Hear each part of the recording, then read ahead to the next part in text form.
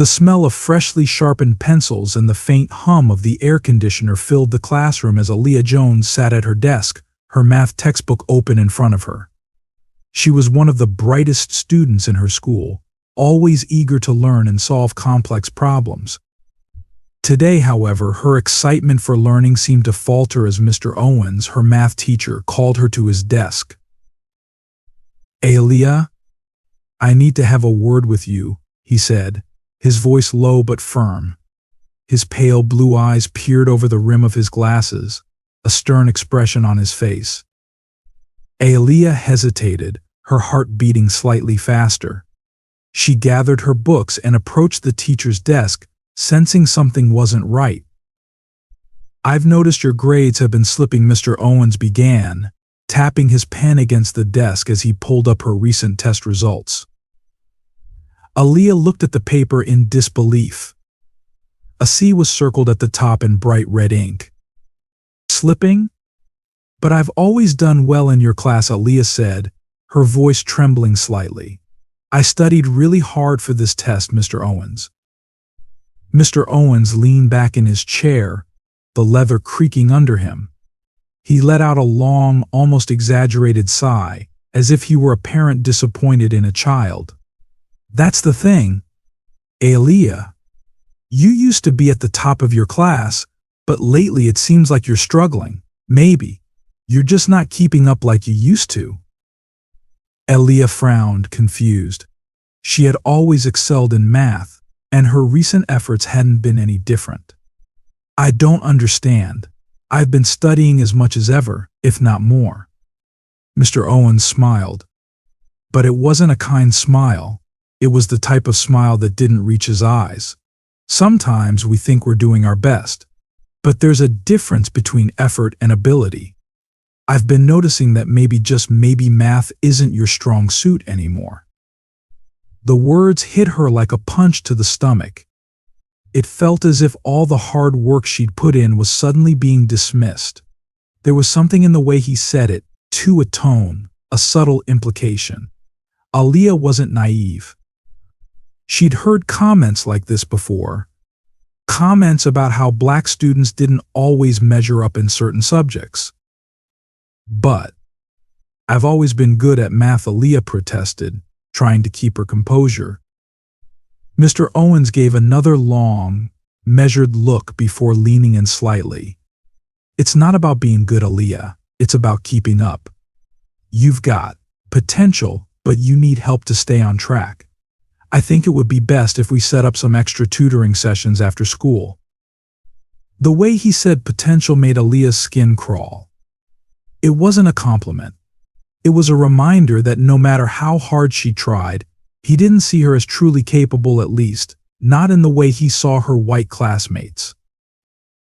Aaliyah nodded, though a sinking feeling settled in her chest. She couldn't argue with him, not openly. He was the teacher. But a part of her knew that something wasn't right, that this wasn't just about grades. Before she could respond, Mr. Owens stood and gathered her test papers, offering one last piece of unsolicited advice. "We need to be realistic, Aaliyah. You may have been doing well before, but things change. It's important to know your limits." Limits. The word echoed in Aaliyah's mind as she returned to her desk, clutching her books a little tighter. The conversation left her feeling small and dismissed, her confidence shaken. After class, she lingered in the hall, her best friend Keisha by her side.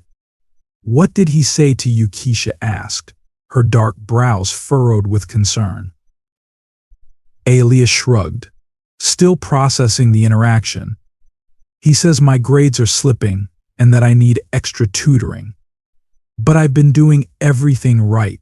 I don't get it." Keisha scoffed, her face twisting in disbelief. "Girl, don't let him mess with your head. You've been killing it in math since we were in middle school. He just doesn't want to see you win." Aaliyah nodded but remained quiet.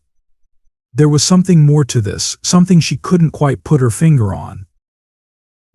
A few days later, as Aaliyah sat through another monotonous math lesson, she noticed Mr. Owens step out of the classroom to take a phone call. The class buzzed with low chatter as the door clicked shut behind him. Aaliyah's phone vibrated in her pocket. Surprised, she pulled it out discreetly and saw a message notification from someone she didn't recognize. The name on the screen read Zach. Her heart skipped a beat, unsure if she should open it.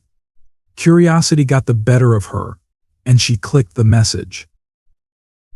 "Hey, I saw your post on the school's math forum. Looks like you're struggling a bit. Want some help?" Aaliyah frowned, puzzled. She hadn't posted on any forums lately, at least not one asking for help. But the message intrigued her. She glanced around the room to make sure no one was watching, then typed a quick response. Thanks, but who are you?"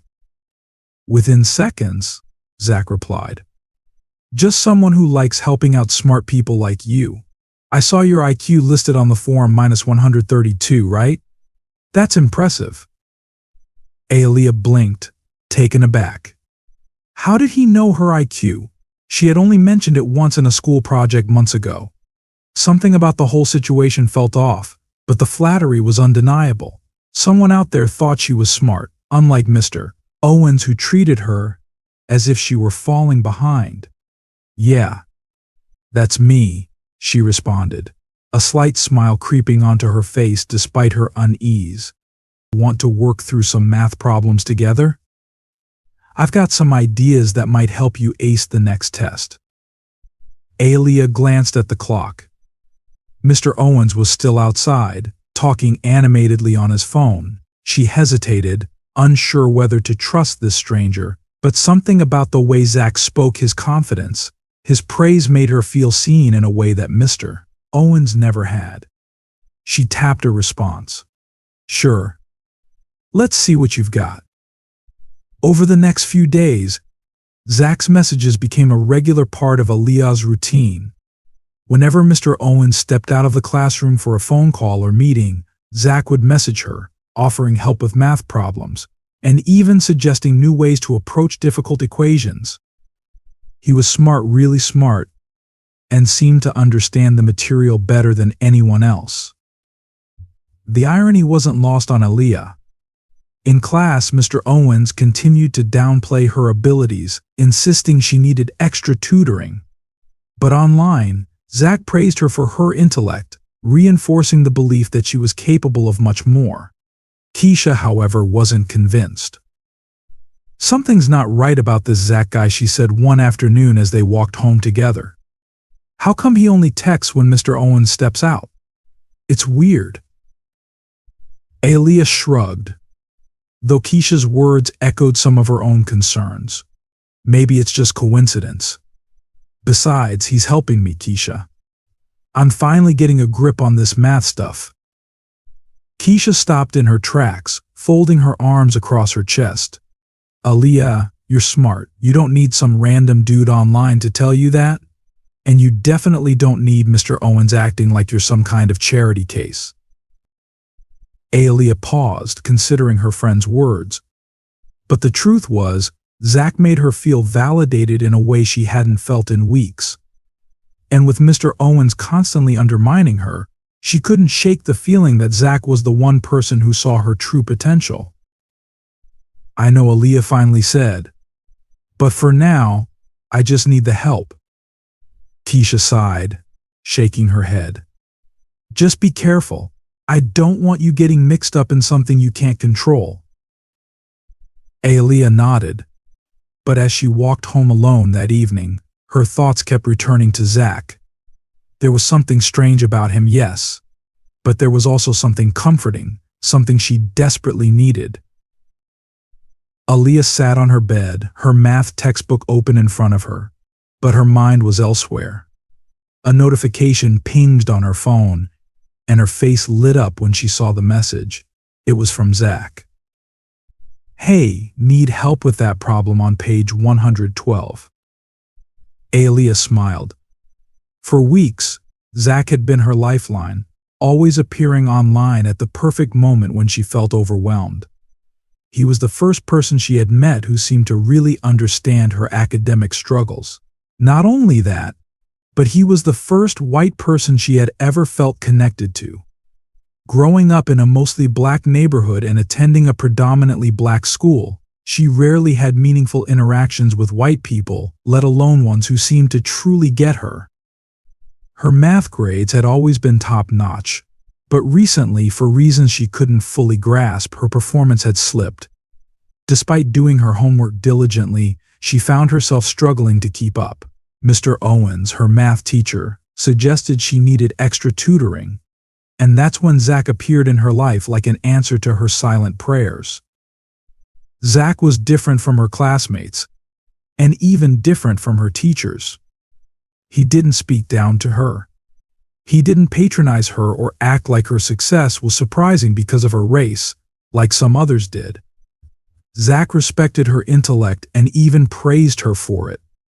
He made her feel seen in a way no one else did. "I knew you were smart. You just needed a little push," Zach had told her in one of their first conversations. "They don't expect someone like you to get it. But I do." That last part had stuck with her. Someone like you. Aaliyah wasn't sure exactly what he meant by that, but it felt good to be validated, to have someone from outside her world recognize her potential. Zach made her feel special, like she wasn't defined by her background or her race, but by her intelligence alone. Their conversations became more frequent. What started as a few messages about math turned into deep, late-night chats about their lives, dreams, and even insecurities. Aaliyah found herself pouring out her frustrations to him about school, about her mom's overprotectiveness, about how no one seemed to understand how much pressure she felt to succeed. Zach always listened. "I get it, Aaliyah. People put you in a box because of where you're from, but you're so much more than that." Aaliyah believed him. He was the first person to make her feel like her success wasn't a fluke or the result of her trying harder than everyone else just to prove herself. Zach reassured her that her intelligence was real, that she had earned everything on her own merit. She felt validated, needed. For the first time, she thought that maybe, just maybe, someone from outside her race understood her struggles in a way no one else could. But Zach's encouragement came with subtle shifts.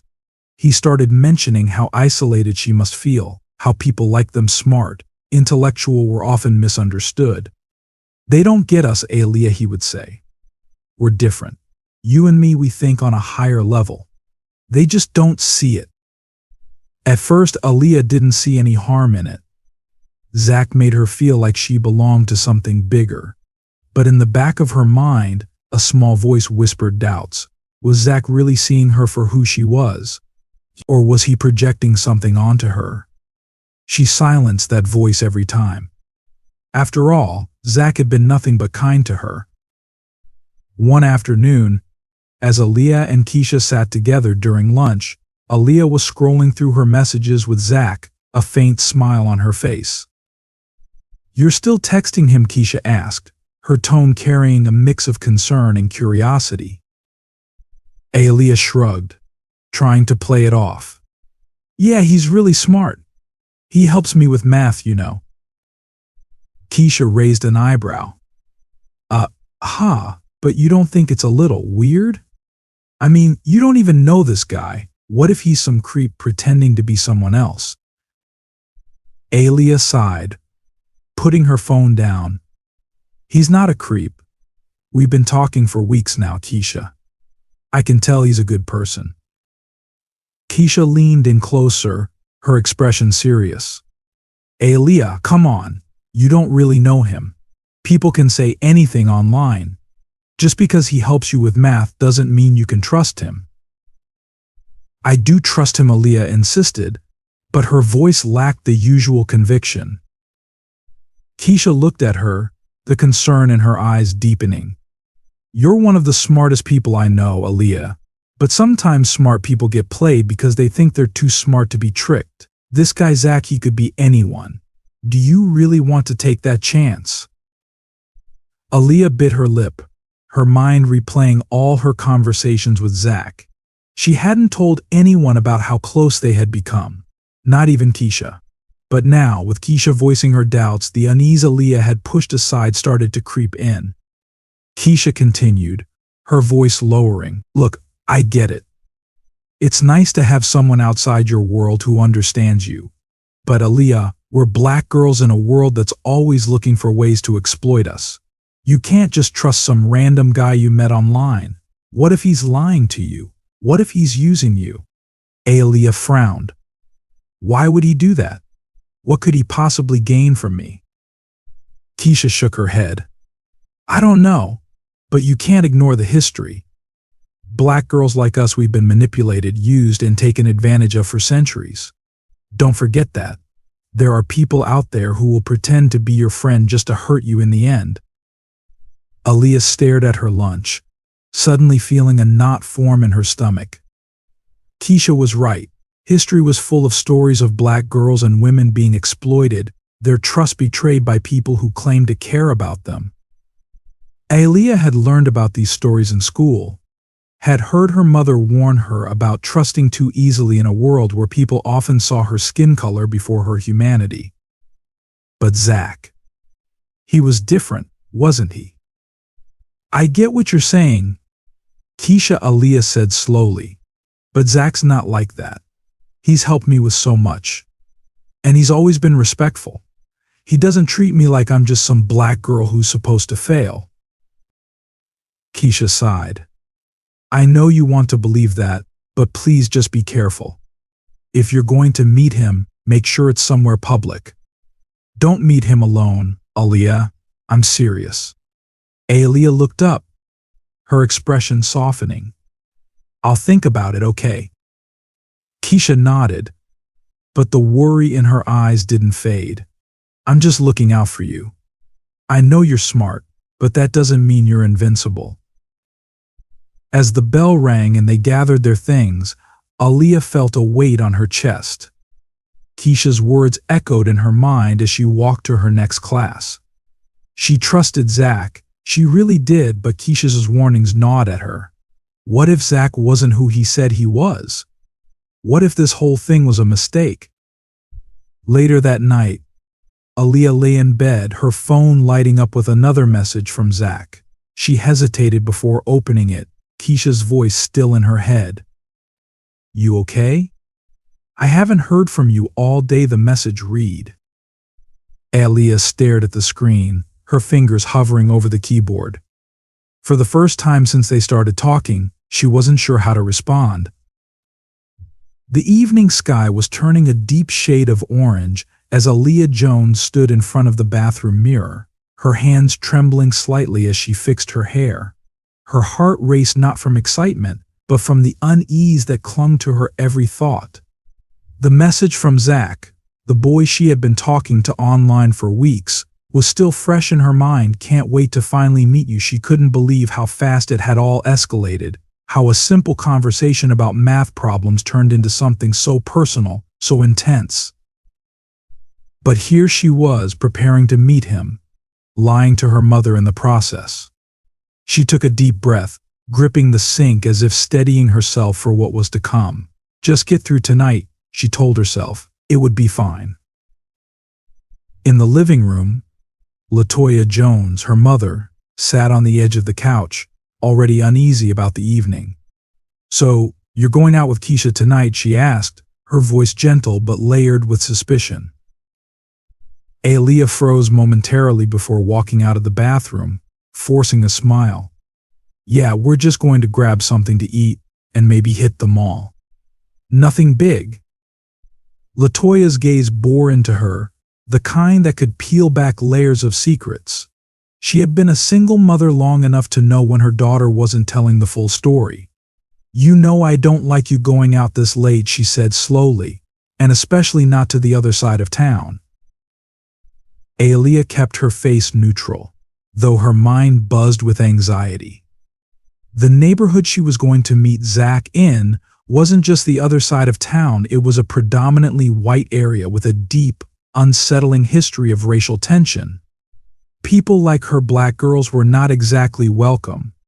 She had seen the news, heard the stories, But for some reason she had convinced herself that tonight would be different. "I'll be fine, Mom," she said, grabbing her phone and slipping it into her pocket. "Keisha will be with me the whole time." LaToya hesitated before nodding, her eyes lingering on her daughter's face. "I trust you, Aaliyah," she said softly, "but you need to be careful. You know how people are in that part of town. They don't always treat us right." Her words hung heavy in the air, a reminder of the unspoken racial barriers that still existed. Aaliyah felt the weight of those words but pushed them aside. "I'll be careful," she assured her mother, though even she wasn't sure if she believed it. LaToya watched as her daughter walked toward the door. "Wait," she called out. Aaliyah stopped, looking back. "Keep your location tracker on," her mother insisted. "I want to know where you are at all times." Aaliyah nodded, pretending not to be irritated by her mother's overprotection. In truth, it gave her a slight sense of security, knowing someone was watching her back, even if it was through a phone. She offered one last reassuring smile and walked out the door, heading toward the unknown. As Aaliyah stepped onto the street, the neighborhood around her seemed to change with every step she took. The houses got larger, more spaced apart, and the quiet became eerily thick. There were fewer cars, fewer street lights, and an unsettling stillness that made her skin prickle. She felt out of place, like a trespasser in a land that wasn't hers. Her phone buzzed. "Zach, I'm here. Meet me near the motel." She stopped in her tracks, her heart skipping a beat.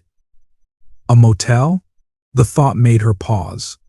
But the excitement and curiosity of meeting Zach after all these weeks overpowered her hesitation.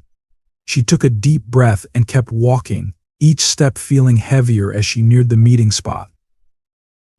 The motel stood like a forgotten relic from another era, faded paint, flickering neon signs, and an empty parking lot that screamed of neglect. Aaliyah felt her pulse quicken as she scanned the area. Why here? She thought. This wasn't what she had expected. She glanced around, her discomfort growing. The place had a grim aura, a kind of darkness that wasn't just from the setting sun. She hesitated at the entrance, her phone in hand, ready to call Keisha if anything went wrong. But then she saw him, at least she thought it was him. A man stood in the distance, partially obscured by shadows. He wasn't quite what she had imagined. Zach's online persona had been friendly, smart, even a bit shy. This person exuded something else entirely, an energy that set her instincts on high alert. "Zach," she called out cautiously. The figure stepped forward, and her heart sank. It wasn't Zach. It was Mr. Owens, her math teacher.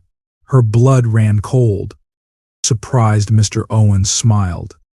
But it wasn't the warm, teacherly smile she was used to. This one was sharp, cruel, as if he had been waiting for this moment to show his true face. "I didn't expect you to figure it out so quickly," he said, his voice mocking. Aaliyah's mind raced, trying to piece together what was happening. Why was he here? Where was Zach? Where's Zach? She stammered, her voice shaky. Mr. Owens chuckled, stepping closer. "There is no Zach, Aaliyah. He was never real. I created him." He paused, letting the weight of his words sink in. "You were so eager to trust someone you barely knew. It was almost too easy." Her stomach churned, her legs trembling beneath her. Why? Why would you do this?" Mr. Owens's face darkened, his tone shifting from mockery to something far more sinister. "Because you, Aaliyah, are special, bright. You have something that most people can only dream of. And people pay a lot of money for that." Aaliyah's breath caught in her throat. Her mind flashed back to all the times Mr. Owens had complimented her intelligence, how he always pushed her harder than the others. She had thought it was because he believed in her potential. Now, she realized it was because he saw her as a product, a commodity to be sold. "You're worth more than you know," he continued, his voice dripping with condescension. A smart black girl like you? They'll pay top dollar for someone like you. It's a shame, really. Wasted potential. But at least I'll profit from it. Aaliyah's knees buckled. She couldn't believe what she was hearing. Her teacher, the man she had trusted, was planning to sell her. Because of her race. Because of her intelligence. All the compliments, all the concern, it had all been a lie. A twisted plan to manipulate her. I'm calling the police, she said, trying to sound braver than she felt. But her hands shook too much to even unlock her phone. Mr. Owens laughed again, the sound chilling her to the bone. Go ahead. Call them. But by the time they get here, you'll be long gone. Panic surged through her as she tried to move, but her legs felt frozen, her mind screaming at her to run.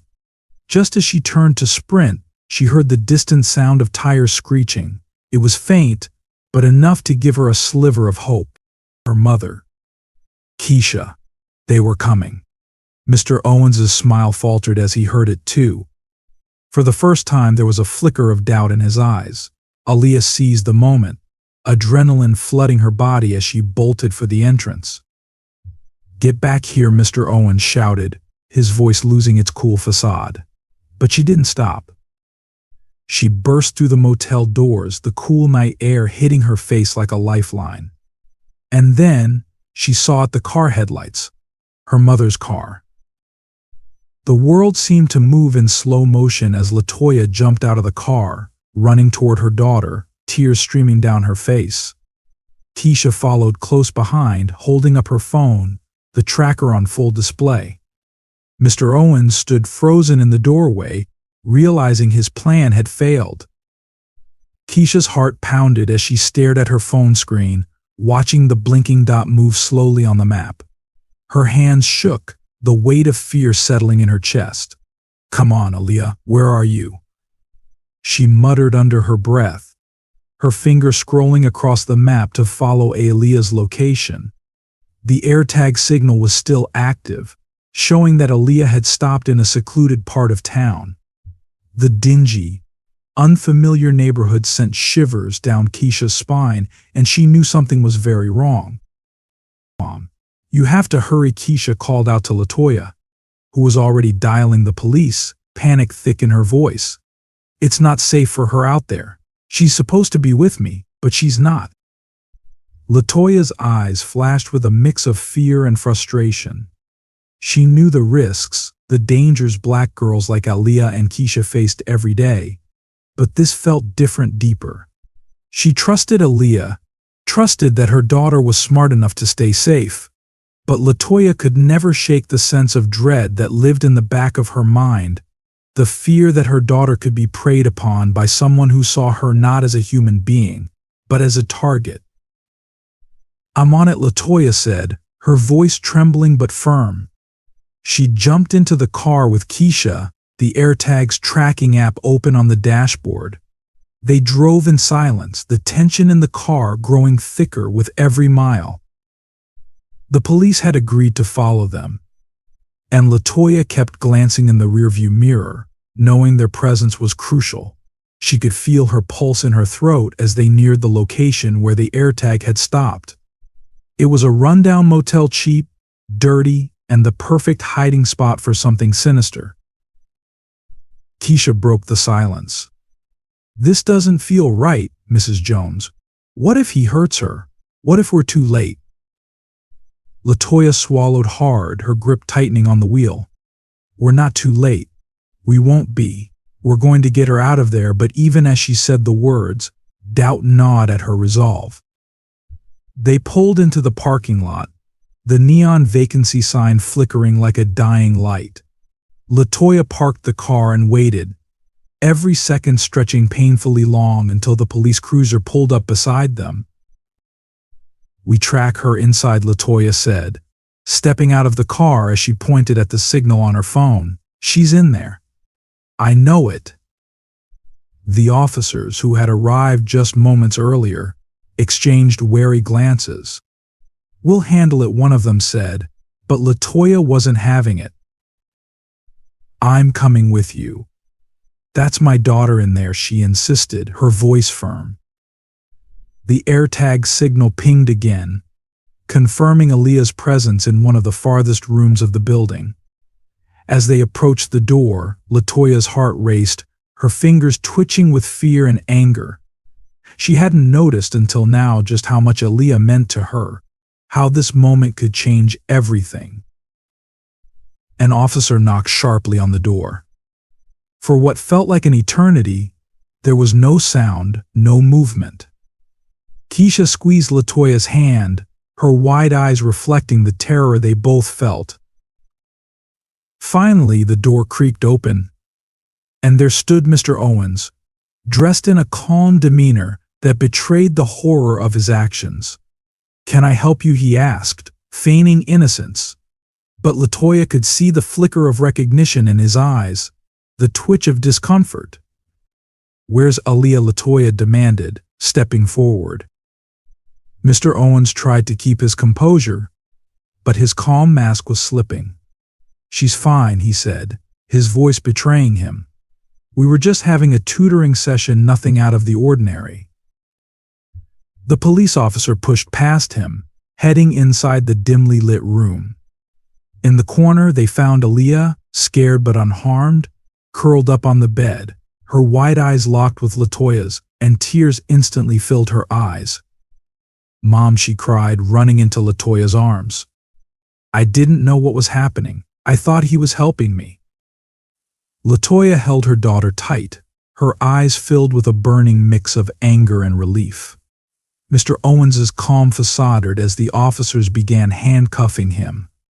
His betrayal was now clear, and Aaliyah, through tears, explained how he had tricked her, using racial manipulation to make her feel lesser while building a false sense of security through his alter ego online.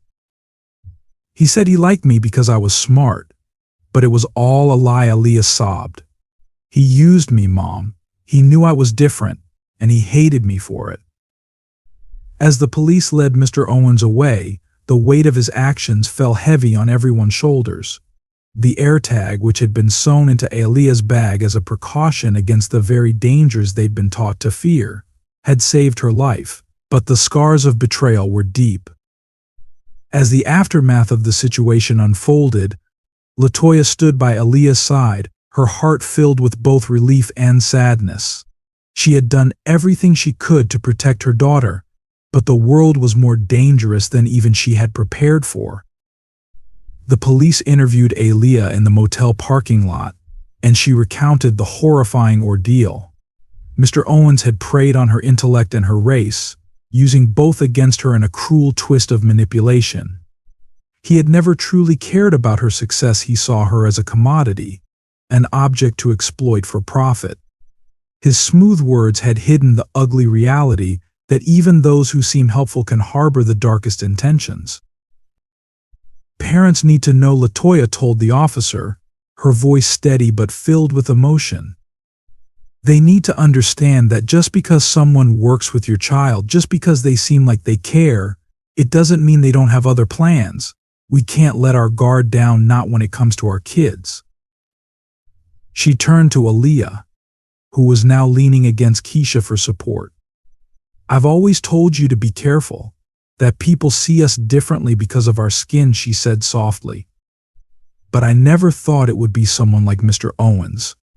He hid behind his position, but the truth is, racism is a poison that can live anywhere, even in someone who claims to care about you. Keisha, still shaken by the events, nodded in agreement. "We can't trust so easily. Even when people seem like they're on our side, we've got to protect ourselves first." The AirTag had saved Aaliyah, but it also represented something deeper, an unspoken truth that Black families had lived with for generations. The necessity of being constantly vigilant, always aware of how the world sees them. Technology had provided a lifeline, but the deeper problem lay in the societal structures that forced them to live with fear in the first place. LaToya knew that no amount of gadgets could fully protect Aaliyah from the world's injustices. "It's not enough to trust people just because they hold authority," she said, looking between the girls. We have to be proactive. We have to keep an eye on everything, because the systems aren't designed to protect us. As they drove home, the weight of the day's events pressed on everyone's shoulders. LaToya knew that the story didn't end here. The trauma would linger, and the lessons learned would stay with them forever. We've got to be smarter, she whispered to herself, because no one else will protect us the way we protect each other. The AirTag had been a simple tool, but it carried a much larger message, one of resilience, awareness, and the need to constantly fight against a world that too often devalues Black lives. Aaliyah had escaped, but the lesson for all families was clear: vigilance is the key to survival in a world where exploitation can come from any corner, even from those who claim to help. And so the story of Aaliyah Jones was a warning, not just about the dangers of online relationships, but about the racial dynamics that still pervade every aspect of life. Trust was fragile, and the safety of loved ones was never guaranteed, not unless you were willing to fight for it. Karen White stood by her large bay windows, gazing out at the meticulously manicured lawns of her suburban haven. Everything in her world was pristine, orderly, and exactly as it should be, or so she believed. Her home, nestled in the heart of an affluent, gated community, was an extension of herself. The clean lines of the white picket fences, the uniformity of the hedges, and the tasteful homes around her gave her a sense of control. In this sanctuary, nothing was out of place, and anything that deviated from her vision of perfection was promptly corrected. Karen took pride in her role as the head of the Homeowners Association HAA, a position she had held for 3 years. It gave her authority, and more importantly, it allowed her to shape the neighborhood in her image.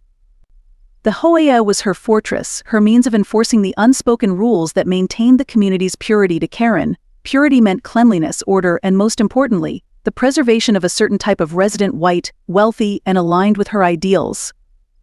Her eyes narrowed as she noticed a moving truck down the street. Another family had just bought the house next door, and to Karen's dismay, it was a Latino family. Her lips tightened as she watched the children run across the front lawn, excitedly chasing one another. She could already hear them laughing and playing, their noise disrupting the quiet peace of her perfect neighborhood.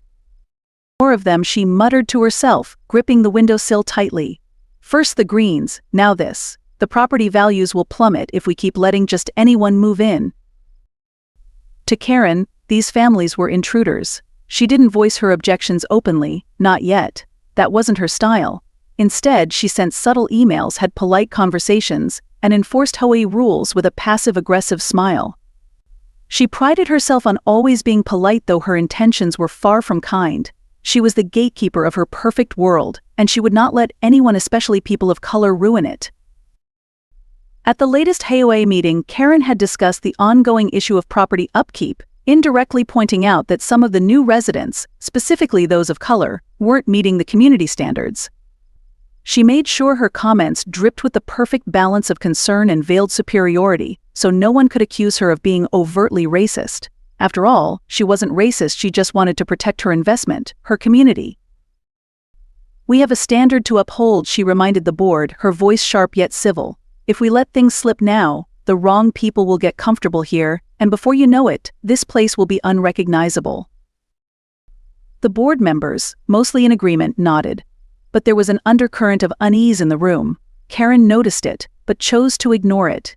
In her mind, she was the only one brave enough to say what everyone else was thinking. Back at home, Karen continued her rounds, ensuring every lawn was perfectly maintained and every house adhered to the HOA guidelines. But despite her best efforts, she could feel the cracks starting to form in her perfect world. New families were moving in, families that didn't quite fit her ideal picture, and she was losing control. Her sanctuary was being invaded. The grocery store was one of Karen's sanctuaries, a place where she could shop in peace, among the familiar faces of her privileged community. The aisles were well stocked, the produce fresh, and the atmosphere quiet, just as it should be. Karen's world, however, was about to shift in a way she hadn't anticipated. It happened on a Saturday afternoon. Karen, as usual, was inspecting the organic tomatoes, her critical eye scanning for imperfections. She had no interest in mingling with the other shoppers, they were merely background noise in her perfectly curated life. But as she reached for a ripe tomato, she noticed someone out of place. A black man. He stood further down the aisle, casually pushing a shopping cart. His presence was unsettling to her, immediate and visceral. Karen's heart quickened, though she didn't fully understand why. He was tall, confident, and seemed entirely too comfortable in this space, a space she considered exclusively hers. He didn't belong. Her thoughts raced, her mind conjuring up all the stereotypical fears and prejudices she had absorbed over the years. Was he dangerous? What was he doing in her neighborhood? She had never seen him before. He couldn't possibly live around here. Karen's grip tightened on the tomato. She felt the need to do something, to reassert control, to defend her space. Her mind flashed to the news reports she had seen about crimes spreading into affluent neighborhoods. She wasn't paranoid, she told herself, just cautious. As she turned into the dairy aisle, she noticed him again. The man was coming toward her, pushing his cart casually, minding his own business. But Karen couldn't shake the sense of intrusion. He didn't belong here. Not in her grocery store, not in her community. Without thinking, Karen pivoted sharply, blocking his path. Her voice came out tight and clipped. "Excuse me," she said, her words laced with barely concealed hostility. "Can I help you with something?" The man, startled but calm, blinked at her. "No, I'm good," he replied evenly, his voice steady. Karen wasn't satisfied with his response. She folded her arms, her posture defensive, trying to project authority. "Do you live around here?" she pressed, her tone hardening. "I haven't seen you before." The man raised an eyebrow, his patience visibly thinning. "Why does that matter?" he asked, his voice still controlled but with an edge of irritation. Karen felt the heat rise in her chest, her face flushing with what she believed to be righteous anger. How dare he question her? She was just trying to protect her neighborhood, her community. It wasn't about race or so, she convinced herself.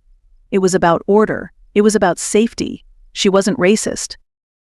"I know everyone in this area," Karen shot back, her voice rising slightly. "I've never seen you around before. It's not safe to have strangers loitering around."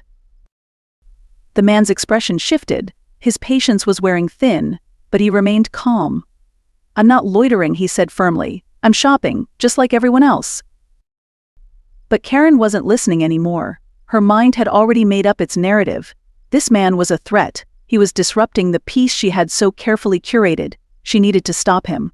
"I know your type," she snapped, her words sharp and loaded with unspoken accusation. "You think you can just come in here, into our neighborhood, and do whatever you want?" The man's eyes hardened, his calm demeanor slipping. He took a step closer, his voice firm but controlled. "My type," he repeated, his words biting. "What exactly do you mean by that?" For a moment, Karen was at a loss for words. She hadn't meant to say it out loud, but now the truth of her prejudice hung in the air, undeniable. Before she could respond, a tap on her shoulder broke the tension. A young woman stood behind her, holding up her phone, the camera clearly recording the entire exchange. "Ma," and the woman said, her voice dripping with disdain, "you're being recorded." Karen's world spun. What she gasped, her voice shaking. She turned to face the young woman, her heart pounding in her chest. "I'm not harassing anyone," she said defensively, trying to regain control of the situation. But it was too late.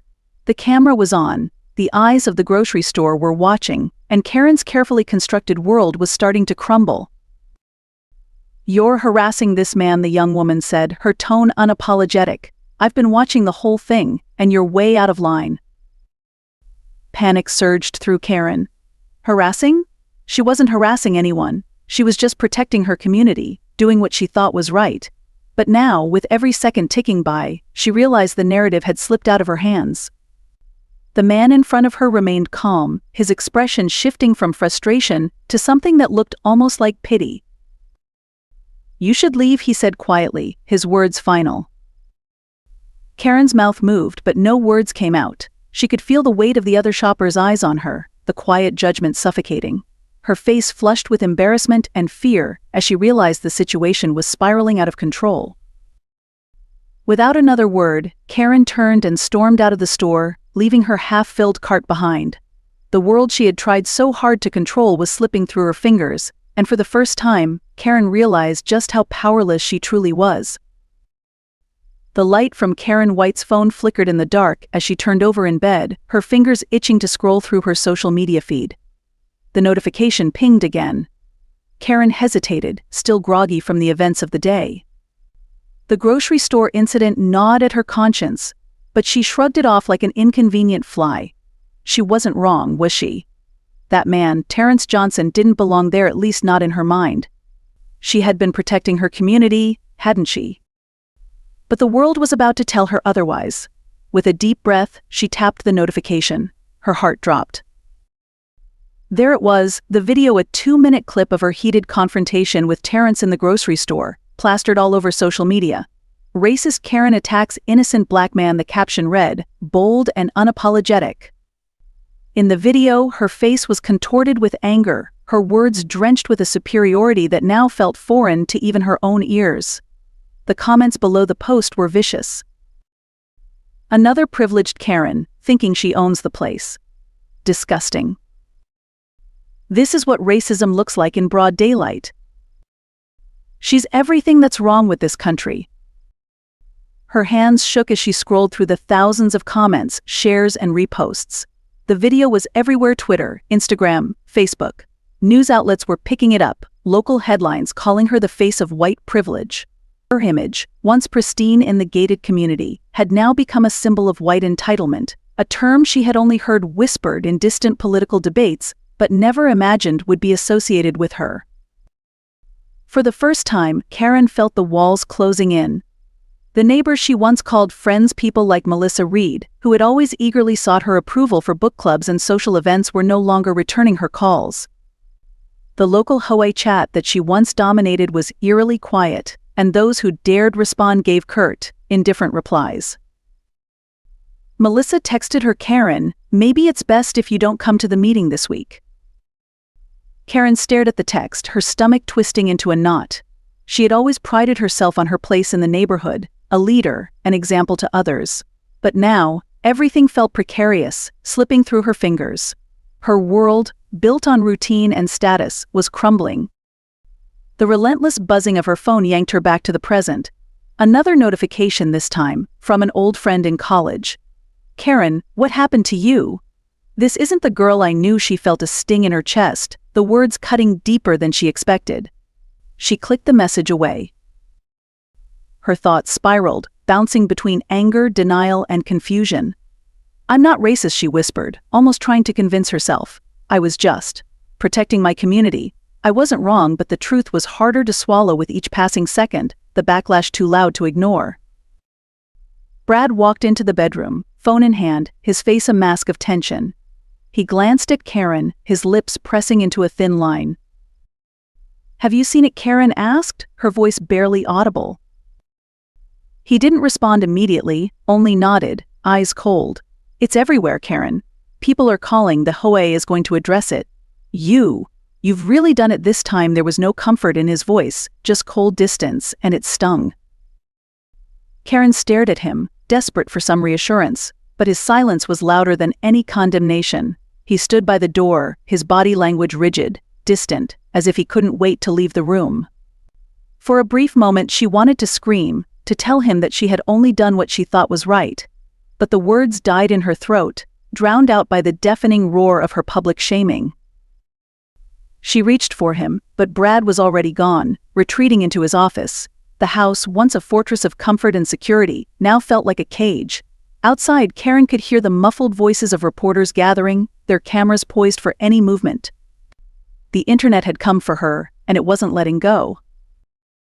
In the days following the viral video, Brad's behavior grew increasingly erratic, and Karen's attempts to reach out to him were met with cold indifference. His presence in the house was more of a ghostly shadow than a comforting companion. Each time she passed his closed office door, she felt a creeping dread settle in her bones, an anxiety she couldn't name. Late one evening, Karen lay in bed, staring at the ceiling, her thoughts racing with the fallout from her public scandal. Brad hadn't come to bed, again. She listened carefully, hearing the faint murmur of his voice from the other side of the house. He was on the phone, his words low and clipped, as though he didn't want to be overheard. Curiosity got the better of her. She slipped out of bed, her feet padding quietly across the carpet as she approached his office. The door was ajar, just enough for her to catch a glimpse of him. Brad stood by his desk, his face illuminated by the glow of his computer screen, his phone pressed to his ear. His expression was tense, his brow furrowed in a way she hadn't seen before. "What time is the meeting?" Brad asked, his voice barely above a whisper. "No, I'm not bringing anyone else. It's better if we keep this tight, no mistakes." Karen froze, her hand hovering just above the doorframe. "Meeting? What meeting?" Her mind raced with questions, but she couldn't bring herself to step in. Instead, she remained rooted to the spot, eavesdropping on a conversation that she was never meant to hear. "The others are in," Brad continued. "We need to move quickly, or we risk exposure." "No, they don't know. Nobody does." Karen's heart pounded in her chest. Who was he talking to? She had always known Brad to be secretive about his work, but this felt different, darker, more dangerous. As she pulled back from the door, her mind swirled with fragmented thoughts. What was Brad hiding? Why was he acting so distant, so secretive? Her instinct was to ask him, to confront him about the late nights, the whispered phone calls, the sudden disappearances. But every time she worked up the nerve to question him, his cold demeanor pushed her back into silence. In the days that followed, Brad became even more withdrawn. He was gone for long stretches, offering vague excuses about work and meetings. Karen didn't press him, not at first. She had her own crisis to manage: the relentless harassment from the media, the whispers from neighbors, the growing sense that her life was spiraling out of control. But the unease gnawed at her, persistent and unyielding. One evening, as she cleared out Brad's jacket from the coat rack, a small keycard slipped from the pocket. Karen frowned, holding it up to the light. It wasn't from his office, and it certainly didn't belong to anywhere she knew of. When she asked Brad about it later that night, his response was icy. "Drop it, Karen," he snapped, his tone sharp and final. Karen recoiled, startled by the venom in his voice. She had never seen him like this, so guarded, so hostile, but as she looked into his eyes, she saw something else lurking beneath the surface: fear. The realization hit her like a cold splash of water. Brad was hiding something far more dangerous than she had ever imagined. Karen lay awake that night, staring at the ceiling once again, her mind racing with possibilities. She thought back to the keycard, the late-night phone calls, the mysterious meetings, pieces of a puzzle she couldn't yet fit together. But deep down, she knew something was terribly wrong, and for the first time, she wasn't sure she wanted to know the truth. As the nights grew longer and Brad's absences more frequent, Karen's perfect suburban world began to crack at the seams. She had built her life on appearances, on being the ideal wife, the respected community leader. But now, with her public disgrace and Brad's increasingly mysterious behavior, that life was unraveling. And the worst part was, Karen couldn't stop it. The sun had just begun to set, casting long shadows across the manicured lawns of Karen White's pristine neighborhood. From her kitchen window, Karen could see the perfectly trimmed hedges and the freshly paved driveways of her neighbors. Everything looked exactly as it should: orderly, controlled, predictable. Karen loved it this way. She wiped her hands on a towel, breathing in the familiar smell of lemon cleaner that made her home feel spotless. But today, something felt off. Karen had been trying to ignore the nagging tension in the air ever since her altercation at the grocery store. The incident, her confrontation with a black man who didn't seem to belong in her neighborhood, had gone viral, painting her as the worst type of suburban racist. She tried to dismiss it, tried to rationalize her actions. But no matter how much she justified herself, the endless online comments, the judgmental stares of her neighbors, and even the awkward silences of her friends had started to get to her. Karen looked up from the sink when she heard a car door slam outside. It wasn't unusual. Her husband Brad often worked late, sometimes not coming home until after dark. But something about this felt different. There wasn't just one door slam, there were several. She peeked through the curtains, and her heart skipped a beat. Black SUVs were lining the street, their windows tinted and ominous. Men in tactical gear poured out of the vehicles, moving with swift precision, their faces serious, their movements sharp. For a second, Karen was frozen in place, her mind refusing to connect the dots. Then, they came for her house. FBI. Open up! The shout shattered the quiet evening, echoing through the stillness of the neighborhood. The pounding on the door was so loud it reverberated through Karen's body. She stumbled back, her hand flying to her mouth, trying to make sense of what was happening. "Brad," she screamed, her voice breaking as panic set in. "Brad, what is going on?" Her husband appeared at the top of the stairs, his face pale but composed in a way that made Karen's blood run cold. He didn't look surprised. Instead, he looked like a man who had been expecting this, waiting for this. Before Brad could speak, the door was kicked in, splintering under the force of the FBI agents. They flooded into the house, weapons drawn, their commands blending into a cacophony of orders. "Down on the ground, hands behind your head." Karen screamed, her body paralyzed with terror. This wasn't happening. This couldn't be happening. Her perfect, controlled life was spiraling into chaos right before her eyes. One of the agents, a tall man with sharp eyes and a stern expression, grabbed Brad and threw him against the wall. Karen could see Brad's face twist in pain as they cuffed him, dragging him toward the door. "What is this?" she cried, her voice shrill. "What are you doing?" Another agent, this one a woman with short, dark hair, turned to Karen. Her voice was cold, emotionless. "Your husband, Brad White, is under arrest for his involvement in a domestic terror cell. He's been organizing a large-scale attack on federal buildings. We have a warrant to search your house." Karen felt like the air had been knocked out of her. She stumbled back, her mind reeling. Domestic terror cell? Federal buildings? None of it made sense. Brad was a businessman, a financial consultant. He wasn't a terrorist. "This must be a mistake," she whispered, more to herself than to anyone else. But it wasn't. As the agents ransacked her home, pulling out documents, computers, and weapons from Brad's office, Karen's world began to collapse. The media, already obsessed with her viral video, descended on the scene like vultures, filming everything: the shattered door, the agents carrying evidence, Brad being shoved into the back of an unmarked vehicle. Everything she thought she knew about her life was a lie. In the hours following the raid, Karen sat in a small, dimly lit room at the local FBI office. Her hands trembled in her lap, her mind unable to process the magnitude of what had just happened. The agents had taken Brad away, leaving her with more questions than answers. How could her husband, her Brad, be involved in something so horrific? She had trusted him. She had never asked questions, never doubted his long hours, his secretive work. Now her ignorance had caught up with her, and she was drowning in it. The door creaked open, and Karen looked up to see a tall, well-built man step inside. His face was familiar, painfully so. Her heart skipped a beat, her breath catching in her throat as recognition dawned on her. It was the man from the grocery store. The man she had confronted, the man she had accused of not belonging in her neighborhood. Only now he wasn't just some stranger. He was wearing an FBI jacket. Karen's mouth went dry as he sat down across from her, his calm eyes locking onto hers with a quiet intensity. "Mrs. White," he said, his voice measured and professional. "I'm Special Agent Terrence Johnson." Karen's stomach churned. You're the man from the grocery store," she stammered. "The man I—" "Yes," Terrence interrupted, his expression unreadable. "The man you racially profiled."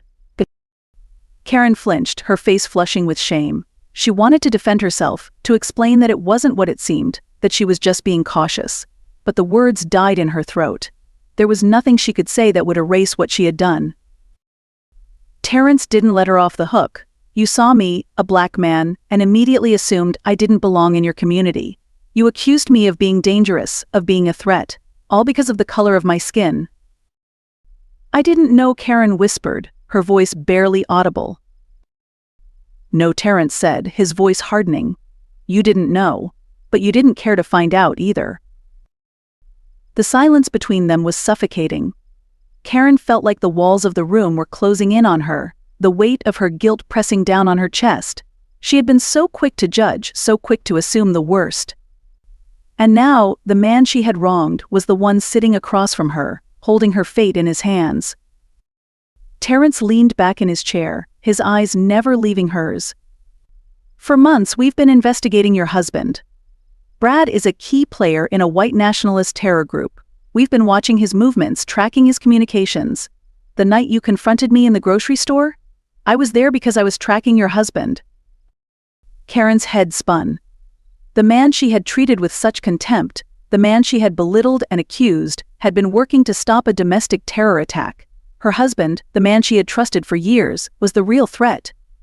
And she had been too blind to see it. Terrence continued, his tone steady. We've been building this case for months, and your husband is at the center of it. We knew he was planning something big, but we needed more evidence. That's why I was in your neighborhood that day, and instead of asking why I was there, instead of treating me like a human being, you accused me of not belonging. Karen's face burned with shame. She had been so wrong, so terribly, unforgivably wrong. Terrence stood up, his tall frame casting a shadow over her. Mrs. White, your husband has been involved in some of the most dangerous, hate-fueled activities in this country, and the sad part is, you've been complicit in your silence. You chose not to see the signs, and now you're paying the price. As Terrence walked toward the door, Karen's voice cracked. I didn't know, she said again, her voice hollow. I didn't know. Terrence paused, looking back at her with a mixture of pity and disappointment. That's the problem, Mrs. White. You never cared enough to find out. With that, he left, the door clicking shut behind him, leaving Karen alone with the shattered pieces of her once perfect life. The warm glow of Karen's immaculate kitchen seemed to mock her as she stared out the window.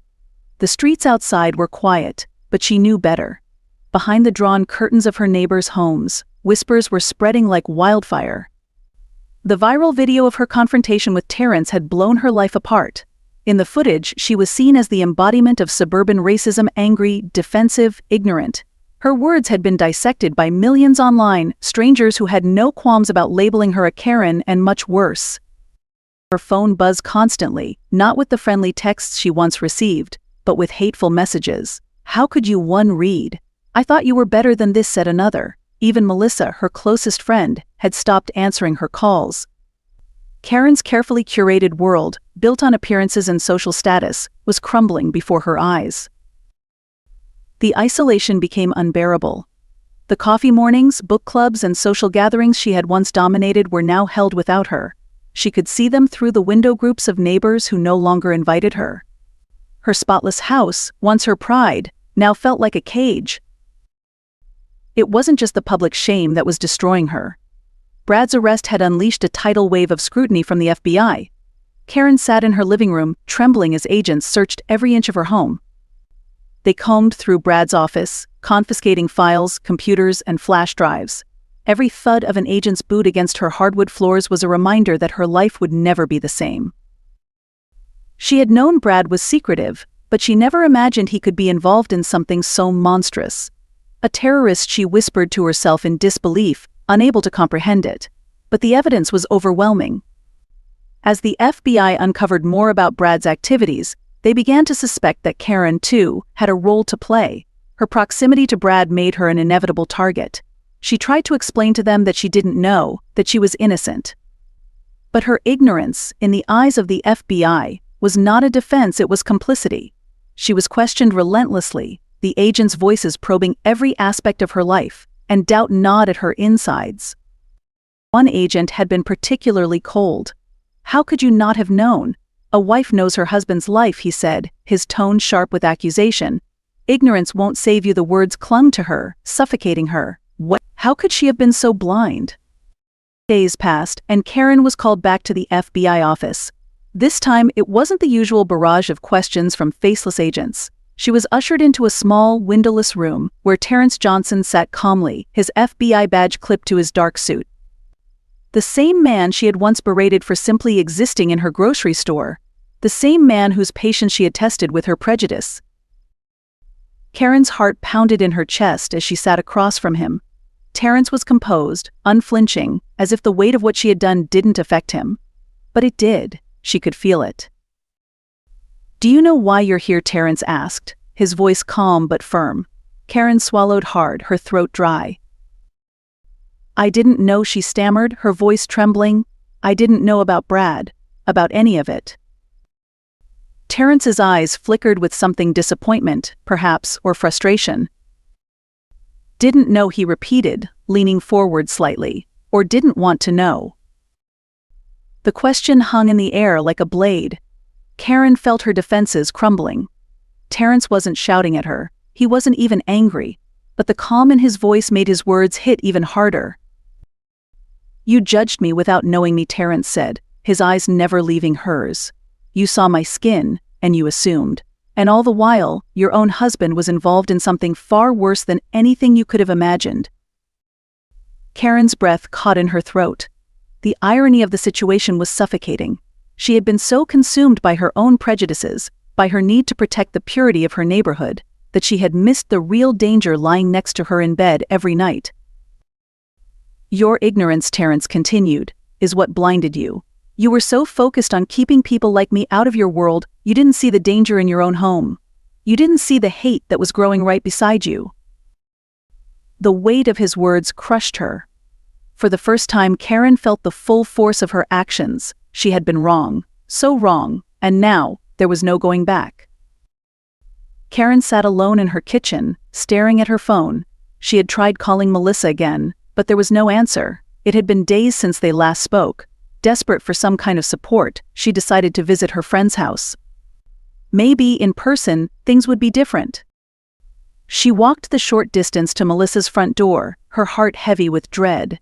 When Melissa answered, her smile was strained, her body language tense.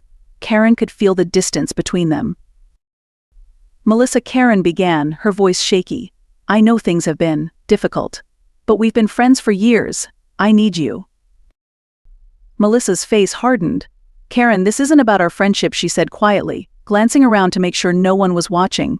You've put us all in a difficult position. The video, Brad, the FBI, it's too much. People are talking, they think you're a part of it. Karen recoiled, stunned by the coldness in Melissa's words. But I didn't know any of it. Melissa sighed, crossing her arms. Maybe you didn't. But people are nervous now. We don't need this kind of attention in our neighborhood. Karen stared at her, the betrayal sinking in. Is that what this is about? You're worried about how it looks, about keeping everything perfect, like we always have. Melissa didn't respond, her silence damning. I thought you were my friend, Karen whispered. Melissa's eyes narrowed slightly, her voice dropping. Look, Karen, we've all worked hard to keep this neighborhood safe. Some people just don't belong here. Maybe it's time we weed out the ones who don't fit. Karen's breath caught. The thinly veiled racism in Melissa's words was impossible to ignore. Melissa wasn't just abandoning her as a friend, she was revealing who she really was, the same ugly prejudice Karen had clung to for so long. But now it disgusted her. Without another word, Karen turned and walked away, feeling more alone than ever.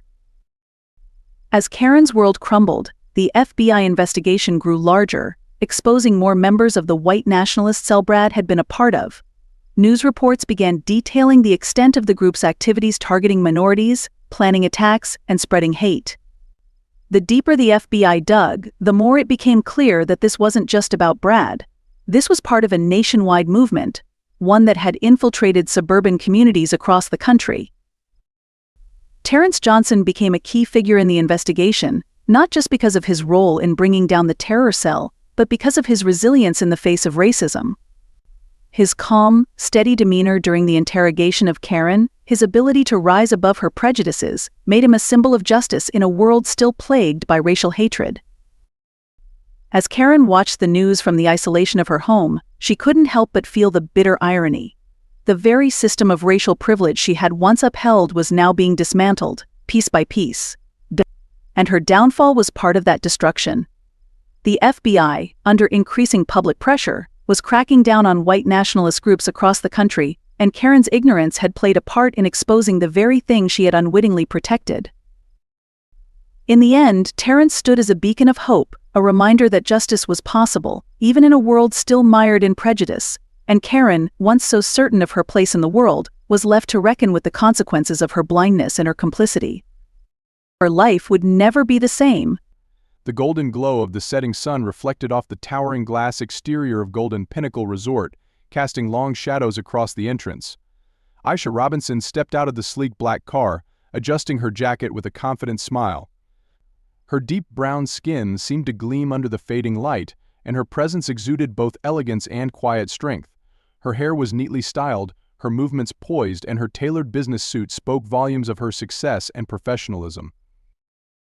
As she walked through the grand revolving doors, the rich aroma of fresh flowers and polished wood greeted her. Crystal chandeliers hung like frozen waterfalls from the high ceiling, their soft light casting a warm glow over the sprawling marble floors of the lobby. Guests and staff moved about, engaged in their routines, while soft music played in the background. The hotel radiated luxury, wealth, and exclusivity, a symbol of prestige. Aisha walked toward the reception desk with purpose, her heels clicking against the polished floor. This was a special occasion. She had come to celebrate her father, David Robinson, the new owner of this prestigious resort. But what should have been a joyous and proud moment was interrupted before it could even begin. Behind the reception desk stood Victoria Stevens, her blonde hair tied in a tight bun and her sharp, critical gaze scanning the lobby. She looked every bit the part of a polished hotel employee, composed, with a hint of a cold demeanor, as if warmth wasn't a necessary skill in her job. As Aisha approached, Victoria's eyes narrowed almost imperceptibly, but enough for Aisha to notice. Victoria's expression hardened the moment she saw Aisha's dark skin, and her posture stiffened as though she was preparing for a confrontation. Aisha stepped up to the counter, offering a polite but firm smile. "Good evening. I have a reservation. I'm here to meet my father for dinner," she said, her voice calm and self-assured. Victoria didn't return the smile. Instead, her eyes flickered briefly over Aisha's outfit, the curve of her lips pulling into a slight frown as if something was wrong. She typed into the computer with deliberate slowness, her fingers tapping the keys with a sense of disdain. "Your name, please." Victoria's voice was crisp, lacking any warmth or welcoming tone that other guests might have received. "Aisha Robinson," she responded confidently, watching Victoria closely. The receptionist's fingers stilled, and for a split second, an unspoken tension filled the air. Victoria's cold, judgmental eyes lingered on Aisha, the name clearly unfamiliar to her, and the realization that she hadn't heard of this guest before seemed to reinforce a judgment already forming in her mind. "I don't see your name here," Victoria said curtly after a moment, without even looking at the screen. Her tone was dismissive, her eyes never quite meeting Aisha's as she resumed typing. Aisha blinked, taken aback by the abrupt tone, but she remained composed. "Could you check again, please? My father is David Robinson. We should have a reservation under his name for tonight." Victoria froze at the mention of the name, but instead of reacting with the respect Aisha expected, her lips curled into a thin, disingenuous smile. "Ah," she said with a forced politeness that barely concealed her irritation, "Mr. Robinson must be a last-minute addition." There was an uncomfortable silence as Victoria's fingers moved over the keyboard once more. Aisha noticed the subtle shift in the receptionist's attitude, how her professionalism was slowly giving way to something more insidious. The fake smile, the refusal to acknowledge her presence properly, the deliberate slowness of the entire process, it was all adding up. After another pause, Victoria glanced up again, her smile disappearing altogether. "I'm sorry, but there's no reservation under your name or under Mr. Robinson," she said coolly. "Perhaps you've confused this with a different hotel." Aisha's heartbeat quickened. There was no mistake. Her father had confirmed the reservation himself earlier that day. She frowned slightly, but her voice remained steady. "That's not possible. Could you please double-check?" "My father is the new owner of this hotel. He invited me here for dinner." At this, Victoria's expression changed.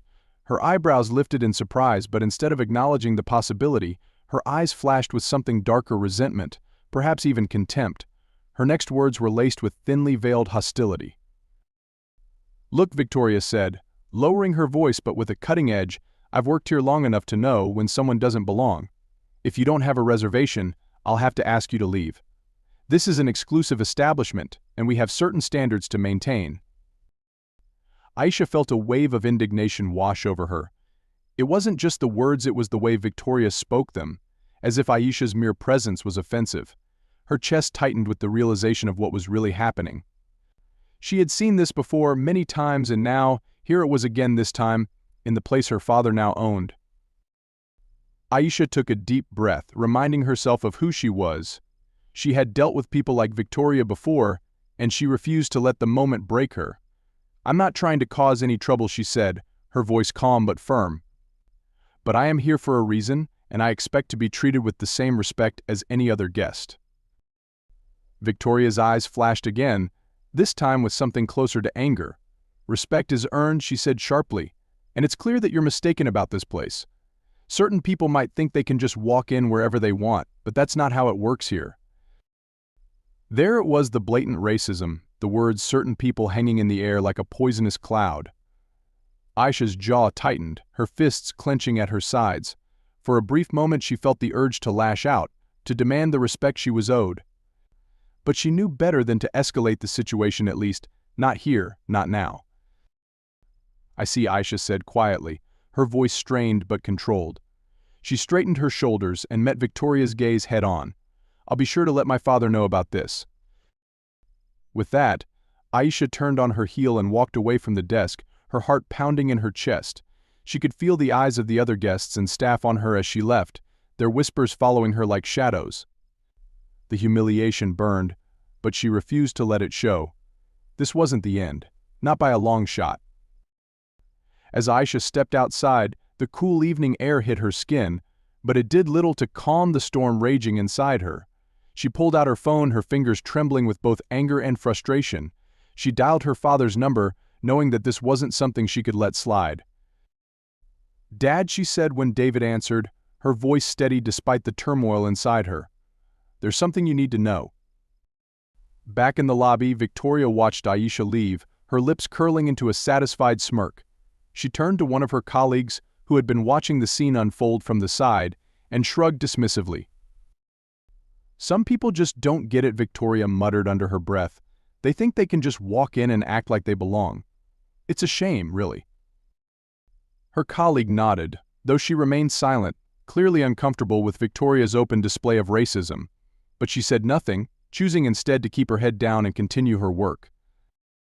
Meanwhile, Victoria went back to her computer, feeling justified in her actions. After all, she had only been doing her job, maintaining the standards of the hotel. If certain guests didn't fit those standards, that was their problem, not hers. Little did she know, the storm she had just unleashed was about to come crashing down around her. Aisha stood at the marble reception desk, her poised figure framed by the grandiose lobby of Golden Pinnacle Resort. The mirrored walls reflected her composed expression as she smiled politely at Victoria Stevens, the receptionist. But despite the immaculate decor and the hotel's elegant atmosphere, there was an undercurrent of tension that Aisha couldn't ignore. "I'm sure there's been some mistake," Aisha said, her voice calm but firm. "Could you please check the reservation again? My father booked the table for tonight." Victoria, with her perfectly manicured nails tapping against the keyboard, didn't look up. Her smile was tight, her tone dismissive. "I've already checked, Ma. I am. There's no reservation under your name, and we don't just allow anyone into the restaurant." Aisha's eyebrows furrowed. She could sense something was wrong, but she maintained her grace. "I understand mistakes happen, but I'm sure there's a reservation. My father, David Robinson, confirmed it." The mention of her father's name seemed to trigger something in Victoria. Her eyes flicked up briefly, but there was no recognition, no concern. Instead, her voice grew sharper. "Like I said, there's no reservation. I don't know who you think you are, but this is a luxury establishment. We have standards to uphold, and it's not just open to anyone walking in off the street." Aisha felt the air in the lobby shift. The subtle disdain in Victoria's voice now had a razor's edge. Other guests began to glance toward the desk, their conversations dimming as curiosity and judgment replaced their idle chatter.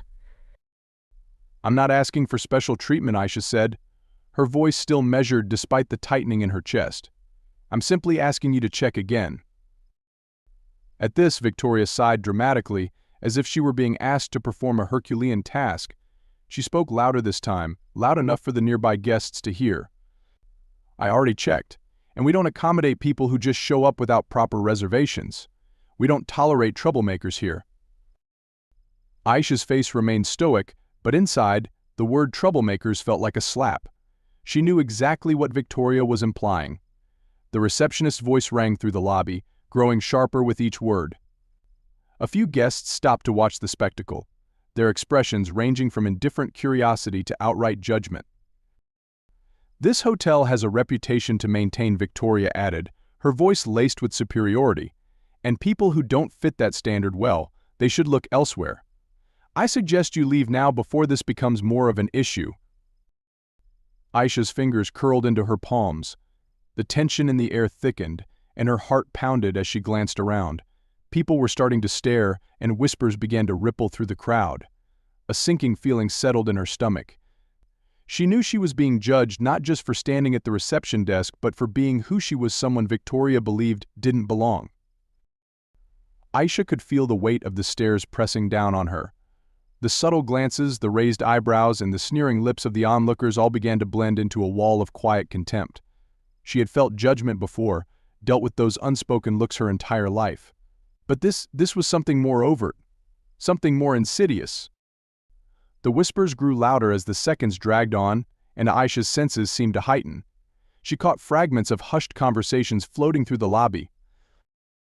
"Who does she think she is?" a woman muttered behind her, her voice dripping with disdain.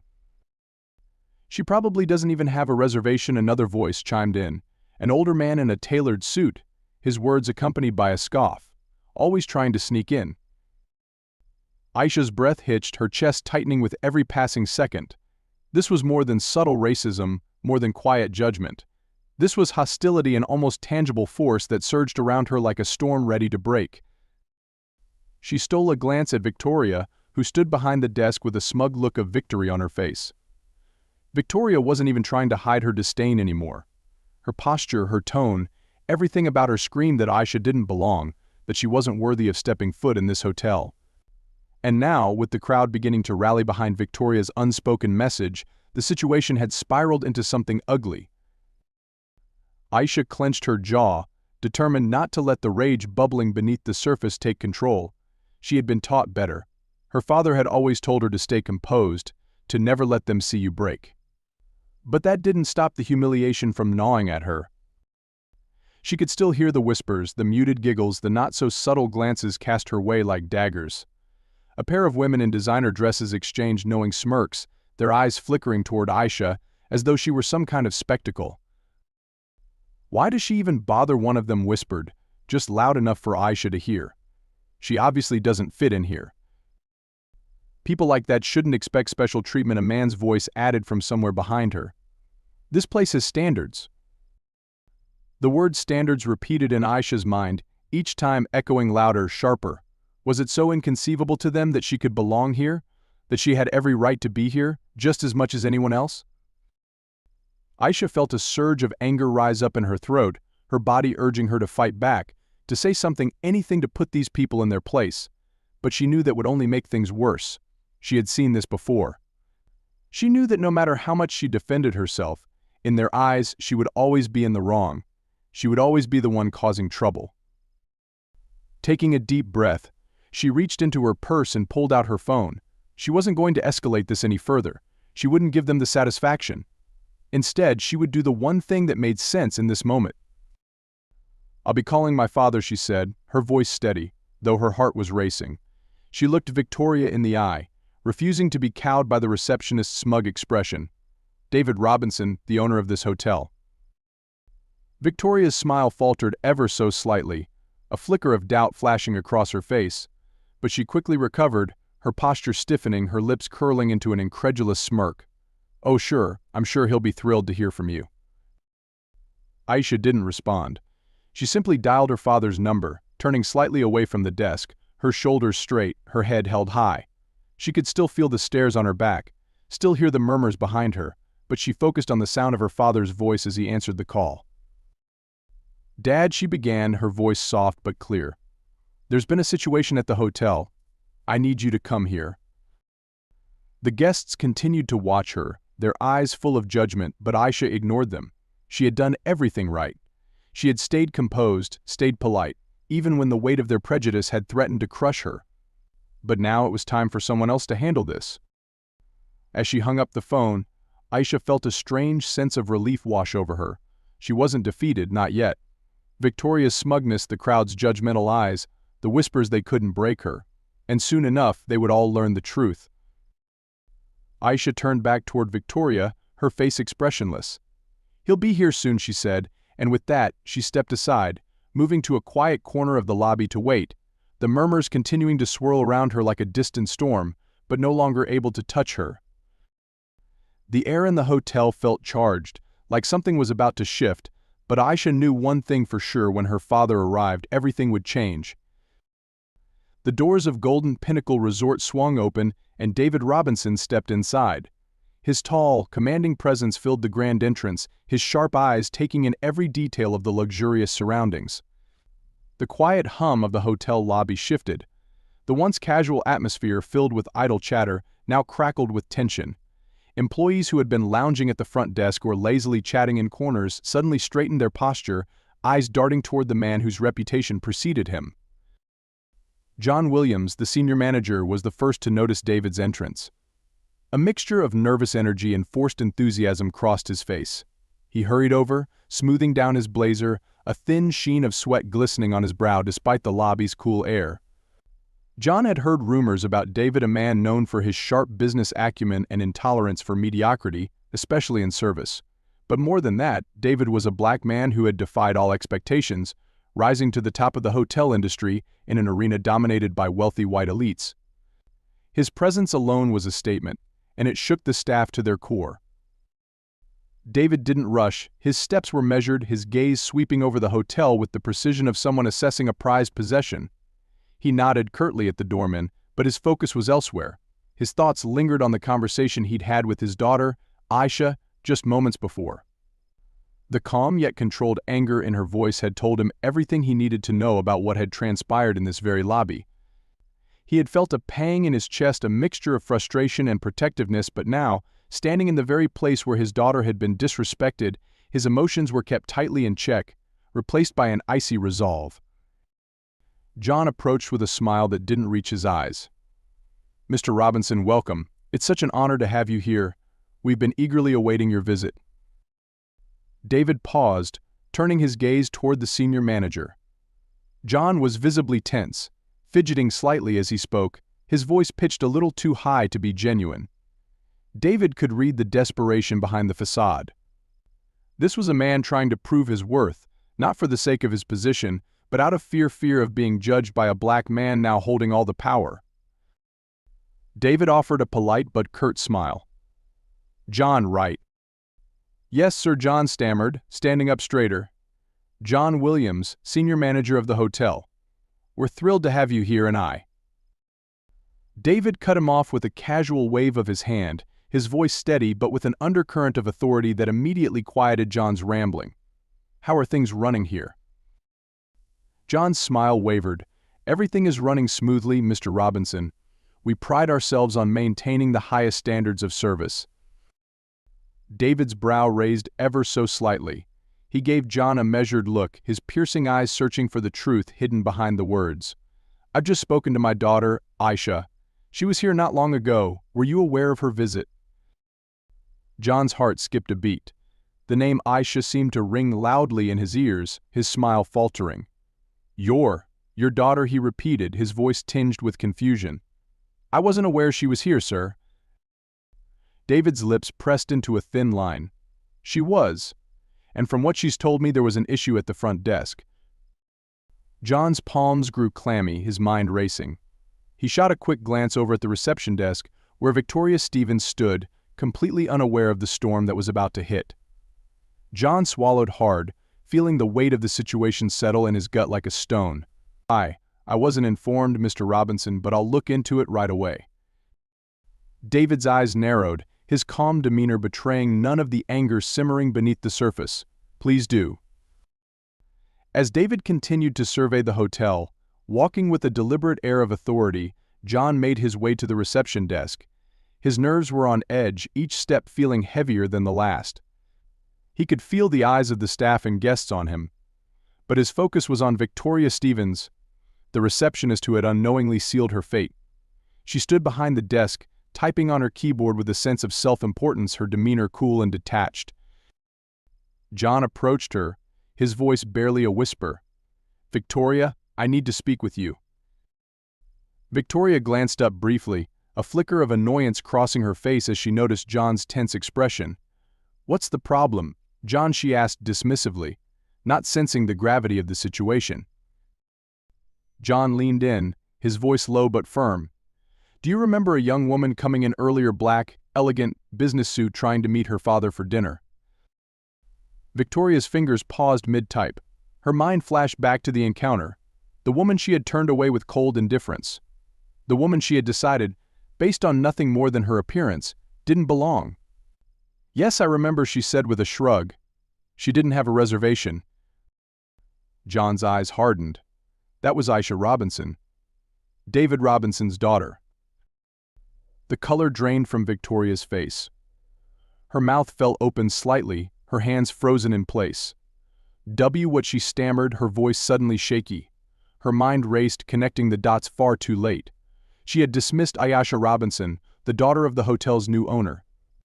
The realization hit her like a punch to the gut.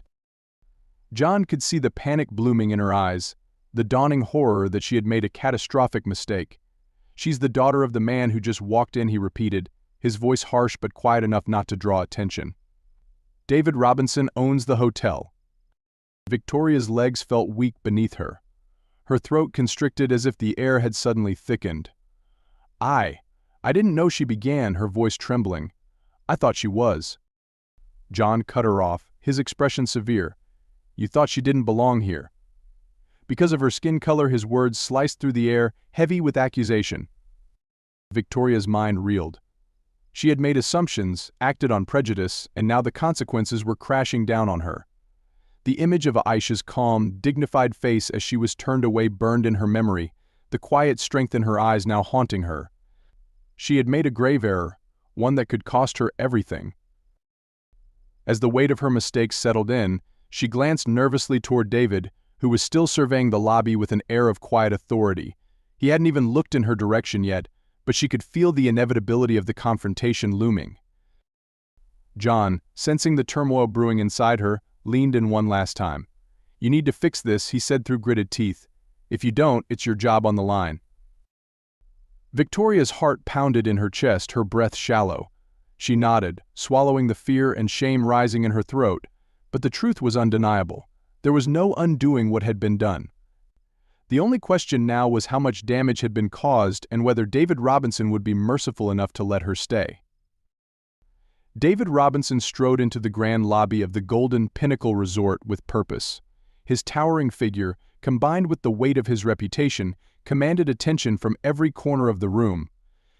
The staff, who had been idle moments before, stood up straighter, and even the guests who lounged in plush chairs sensed the shift in the atmosphere.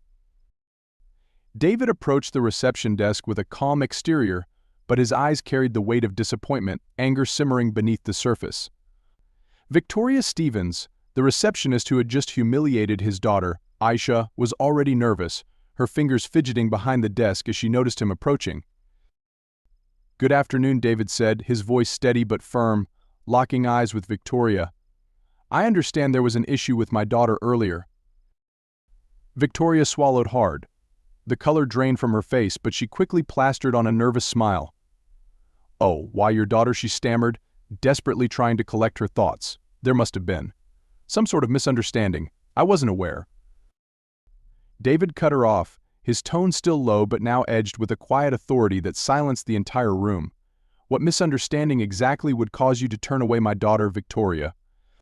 Her name on his lips felt like a summons. Victoria could feel the eyes of the entire lobby on her. Staff members were glued to their stations, frozen in place, while several guests subtly leaned forward in their chairs, anticipating what would happen next. A silence stretched, heavy and uncomfortable, amplifying the tension as David stood there, waiting for her to explain. Victoria shifted uncomfortably, her pulse quickening. "I didn't. I wasn't aware she was your daughter, sir," she managed, her voice growing faint. "She wasn't on the guest list, and we have strict policies about who can access certain areas." Her gaze darted away from David's piercing stare, as if searching for an escape. David's silence was more unsettling than any outburst. His calm demeanor only intensified the pressure, making it clear that he wouldn't be satisfied with flimsy excuses. "Let me be very clear," Victoria David said, his voice even softer now, which made it all the more intimidating. "You didn't know she was my daughter, but that should never have mattered in the first place." Victoria felt her mouth go dry. She could sense that nothing she said would undo the damage, but still, she grasped at straws, trying to justify her actions. "Sir, I was just following protocol," she mumbled, her words shaky. "We have a certain standard here. There are certain people who don't always fit into this type of environment." David's eyes darkened, and his expression shifted, the disappointment in his face replaced with a sharper edge. He didn't raise his voice, but the tension in the room intensified with each passing second. Victoria's weak attempt to cover her tracks with vague words like "certain people" was not lost on him or the others watching. "Certain people," David echoed, his voice low but commanding. "Are you implying that people who look like my daughter don't belong here? That they don't deserve the same respect as every other guest?" Victoria's mind raced. She hadn't intended for it to come out like that. At least she told herself that. But the truth of her bias was exposed now, and she felt the weight of it settle over her like a suffocating blanket. She had never imagined she would be confronted like this publicly, and certainly not by the owner of the hotel himself. I didn't mean it like that," she stammered, her voice growing weaker by the second. "I just meant that. We have a certain clientele, and I was trying to maintain the atmosphere." David leaned forward slightly, and the air between them seemed to grow colder. "What atmosphere is that, Victoria?" "An atmosphere where people are judged by the color of their skin before they're even allowed to step foot inside."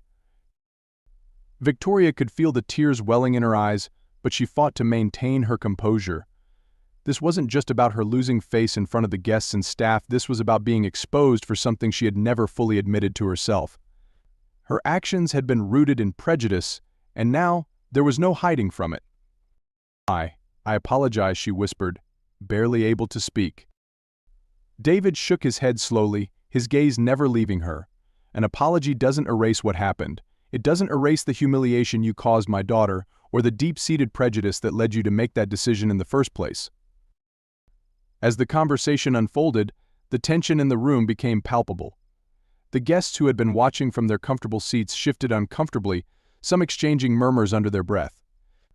A few leaned toward one another, whispering comments that hinted at their true feelings about the situation. "Well, maybe she was just doing her job," one middle-aged woman whispered to her companion, her voice just loud enough to carry across the lobby. "People like that, they don't always belong in these kinds of places." Her friend nodded, casting a sidelong glance at David, clearly uncomfortable with the confrontation but unwilling to voice her disapproval directly. "It's not about race, it's about standards," she added quietly, as though the words themselves would justify the unspoken sentiment shared by many of the guests. On the other side of the lobby, a young couple looked on, their expressions a mix of discomfort and silent complicity. They said nothing, but their frowns and crossed arms spoke volumes. They clearly didn't want to get involved, but weren't prepared to take David's side either. A few guests, however, felt the weight of the moment in a different way. A man seated near the entrance, clearly aware of the racial dynamics at play, watched with tight-lipped frustration. His fists clenched, though he remained silent, visibly torn between wanting to speak up and knowing that in this space his voice wouldn't carry the same weight. It was clear the room was divided. Some of the guests supported Victoria, subtly implying that people like Aisha didn't belong in high-end establishments. Others remained silent, clearly uncomfortable with the situation but unwilling to challenge the status quo. David's eyes flickered briefly to the guests who were murmuring their quiet support for Victoria. He could hear their words as clearly as if they'd spoken them aloud. He didn't need to call them out by name, the look in his eyes said enough. "This isn't just about my daughter," David said, raising his voice slightly so the entire room could hear. "It's about a culture, a mindset that some of you seem all too comfortable with. Let me be clear, everyone, regardless of the color of their skin, deserves to be treated with the same respect and dignity. This hotel will not stand for anything less." His words hung in the air, thick with the weight of truth and challenge. The murmurings quieted, and the guests, realizing they had been called out without being named, quickly looked away, their discomfort clear. The staff, still frozen in place, felt the shift as well. This wasn't just about Victoria anymore. It was about a reckoning, an undeniable moment that signaled change was coming to Golden Pinnacle Resort, whether they liked it or not. The luxury lobby of Golden Pinnacle Resort was tense as David Robinson, the new owner, stood before his staff, his posture authoritative yet calm. All eyes were on him as he addressed the very incident that had cast a shadow over his hotel, the moment when his daughter, Aisha, had been refused entry by Victoria Stevens, the head receptionist, due to her race. Victoria, standing rigidly near the front desk, could feel the weight of the moment pressing down on her. Her pulse raced, a fine sheen of sweat forming on her palms as she watched David speak. She feared the worst, knowing that her actions were indefensible. But David was not a man who acted impulsively. He could have fired her on the spot. It would have been easy, satisfying even. Many in his position might have done just that. Yet, as he addressed the staff, his decision was not what anyone expected. "Today something happened that does not align with the values I want this hotel to represent," David began, his deep voice commanding the room's attention. His gaze swept over the employees, lingering on those who had silently condoned Victoria's actions. "Discrimination, in any form, will not be tolerated here. This hotel will not stand as a monument to exclusivity for the few, but as a beacon of respect and inclusivity for all." Victoria swallowed hard, her heart pounding in her chest. Was this it? Was she about to lose everything? "But I am not a man who believes in casting people aside without giving them a chance to change," David continued. His words were measured, deliberate. "That being said, Victoria will not be fired." A murmur of surprise rippled through the crowd. Some of the staff exchanged glances, their discomfort palpable. A few, who had silently agreed with Victoria's prejudices, tensed up, sensing that they, too, would not be spared. "Instead, all staff without exception will undergo mandatory racial bias and cultural sensitivity training," David announced, his voice firm. "I don't just want apologies or empty gestures. I want to see change. We must all confront our biases, even the ones we don't think we have. This is not optional." The silence that followed his words was heavy. The message was clear: change was coming, and no one, not even those who quietly harbored similar beliefs, would be exempt from it. Victoria's face flushed with a mix of relief and shame. She wasn't being fired, but the road ahead was far from easy. She could feel the eyes of her co-workers on her, judging her, their opinions about her laid bare. She had been spared for now, but only because David believed in redemption and the possibility that people could change. As David dismissed the staff, Victoria remained rooted to her spot, feeling the cold stares from her co-workers. Some looked at her with disdain, others with pity. But the most unsettling gaze was David's, calm, piercing, and full of expectations she wasn't sure she could meet. The weeks that followed were some of the hardest in Victoria's life. The first day of bias training had been brutal. Sitting in the sterile conference room with the rest of the staff, she had felt exposed, vulnerable. The exercises they had to do acknowledging their biases, confronting their prejudices, were uncomfortable, but necessary. Victoria hated it at first. She hated the way her co-workers looked at her, like she was some kind of monster. But the truth was undeniable. The training made her see it. Her actions toward Aisha that day hadn't just been a mistake, they had been the result of years of ingrained bias, beliefs she hadn't even realized she held. She couldn't ignore the shift in the way people treated her now. Some of her colleagues no longer greeted her with warmth, they kept their distance, their glances icy, their silence louder than words. Others, though, were more subtle, offering small nods of support, as if they too were grappling with their own biases but were afraid to admit it. Victoria's progress was slow. Each day was a struggle to shed the old habits and mindsets that had guided her for so long.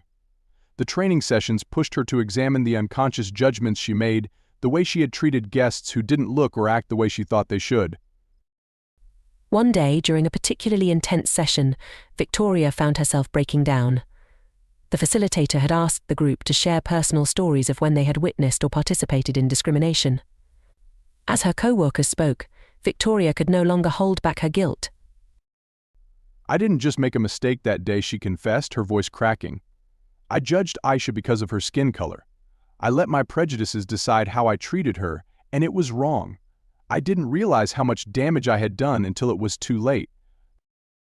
The room was silent. Victoria wiped away the tears streaming down her face, feeling more vulnerable than she ever had before. But in that vulnerability she found a strange sense of freedom.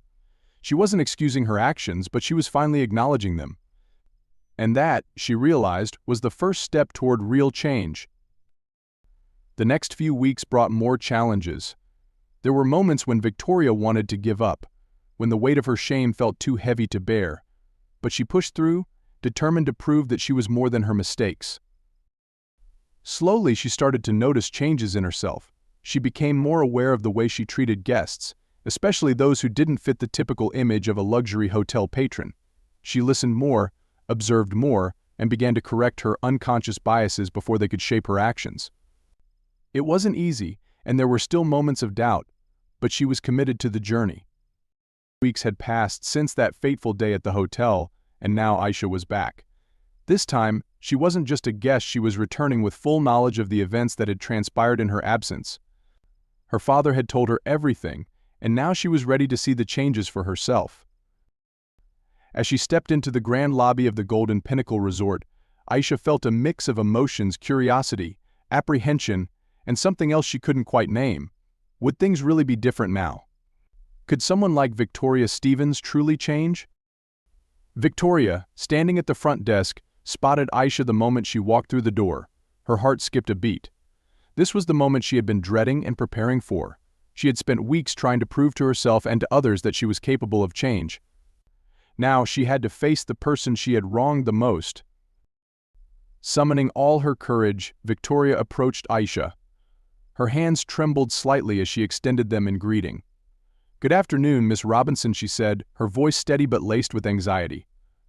"I want to welcome you back to the Golden Pinnacle Resort. I assure you everything has been prepared for your stay, and I will personally ensure your comfort this time." Aisha observed Victoria carefully. The woman before her seemed different, not just in the way she spoke, but in the way she carried herself. There was no hint of the coldness or prejudice that had marked their last encounter. Still, Aisha was cautious. Change, she knew, didn't happen overnight. "Thank you," Aisha replied, her voice soft but firm. "I appreciate the effort. But I'm not just here to see the surface. I want to know if things have really changed, not just for me, but for everyone who comes here." Victoria nodded, her face pale but determined. "I understand. And I promise you the changes we've made are real. It's not just for you, it's for everyone. I've had a lot to reflect on these past weeks, and I know I was wrong. I won't make that mistake again." Aisha studied her for a moment longer before offering a small, cautious smile. "I hope so," she said. "Because if we don't change for the better, what's the point of any of this?" The tension between them eased slightly, and Aisha walked past Victoria, heading towards the restaurant where her father was waiting. Victoria watched her go, a mixture of relief and hope swelling inside her. It wasn't full forgiveness yet, but it was a start. And for Victoria, that was enough. As the days passed, Golden Pinnacle Resort truly began to shift. The once rigid and exclusive atmosphere slowly gave way to one of inclusivity and respect. Aisha and David's presence became a reminder to the staff that change wasn't just necessary, it was inevitable. And Victoria, though still on her path to redemption, felt lighter. She wasn't the same woman who had judged Aisha that day. Now she was someone striving to do better, for herself and for everyone who walked through those grand, golden doors. The golden hues of the evening sun filtered through the high glass windows of the Golden Pinnacle Resort, casting a warm glow over the polished marble floors. Aisha Robinson walked through the lobby, her posture poised, her expression calm. She had learned to steel herself against the subtle glares, the whispered judgments of those who believed she didn't belong. As she made her way to the restaurant, she could feel the eyes of several wealthy guests tracking her every step. A group of them, predominantly white, sat near the bar. Their quiet murmurs floated toward her, just loud enough to reach her ears. "Is she the daughter of the owner?" one man asked, his voice carrying an edge of disbelief. Another woman, dressed in an expensive gown, pursed her lips, tilting her chin. "Yes, but I still don't understand why they would involve themselves in a place like this. It was so much better before." The words stung, but Aisha had faced worse. She reminded herself that their opinions were meaningless in the grand scheme. Her father, David Robinson, had fought against more than just whispers. He had built his empire despite these very attitudes, and she wouldn't let them intimidate her now. As she walked past, the group fell silent, their gazes sharp with quiet disdain. The air was thick with unspoken tension, but Aisha's resolve was unshakable. She was here not only as David Robinson's daughter but as a woman determined to push back against the stereotypes and prejudices that had followed her since birth. At the reception desk, Victoria Stevens watched Aisha carefully. Her expression was no longer hostile, but it still carried the weight of someone wrestling with her own prejudices. Behind her, John Williams, the senior manager, stood stiffly, his discomfort palpable. The hotel was changing, but the guests remained a reminder of how far they still had to go. Even as the staff shifted toward inclusivity, the wealthier clientele continued to harbor their biases. Some refused to acknowledge the shift, while others, like the couple near the bar, whispered among themselves, their comments dripping with quiet resentment. But Aisha did not falter. She would not allow herself to be diminished by the smallness of their minds. Her presence, her perseverance, was an act of defiance, a challenge to the very prejudices they clung to. She knew her worth, and no amount of whispered discontent could take that away. Meanwhile, David Robinson stood in one of the conference rooms, addressing the staff with a firm, steady voice. The once grand, exclusive hotel had been luxurious, yes, but its past had been tarnished by a culture that catered to elitism and division. Now, David was determined to reshape its foundations. "I want Golden Pinnacle Resort to stand as a beacon of equality and respect," David announced. His tone was unwavering, his eyes scanning the room of employees, many of whom shifted uncomfortably in their seats. Some had quietly participated in the old ways, others had been passive, and a few, like John Williams, had remained silent when they should have spoken up. John's face tightened as David spoke. He was a man of calculated composure, but today he couldn't hide his unease. He had never thought of himself as biased, but the truth was hard to avoid when laid bare in front of you. The diversity workshops had pushed him to reflect, and the discomfort gnawed at him. The hotel now hosted frequent meetings where employees were encouraged to discuss topics of diversity, inclusion, and implicit bias. Some, like Victoria, struggled with the changes, but they couldn't deny that the atmosphere was shifting. Sonia Hernandez, a housekeeper who had worked at the hotel for years, spoke up during one of the meetings, sharing her experiences with casual discrimination from both staff and guests. David listened intently. His leadership was quiet but commanding. "This is a space for everyone to grow," he said. "We're here to break down these invisible barriers that have held too many people back." The staff listened, some with open minds, others with skepticism. But the transformation was happening regardless of how they felt. Training sessions were mandatory. Inclusion became more than just a corporate buzzword, it was becoming the very core of the hotel's identity. John, once passive, now found himself confronting his own biases, realizing that his silence had been a form of complicity. He wasn't the only one. Many of the staff, from managers to waiters, were learning the weight of their actions and inactions. Slowly, the hotel's culture shifted from one of quiet exclusion to active inclusion, where all guests, regardless of race or background, were treated with respect. For Victoria Stevens, the journey was far from easy. Her encounter with Aisha had shaken her to the core, forcing her to confront the ugliness within herself. The bias training sessions were grueling, each one peeling back layers of prejudice she hadn't realized she carried. At first she was defensive, offering half-hearted apologies to herself. "I didn't mean it that way," or "I was just doing my job," but as the training progressed, so did her understanding.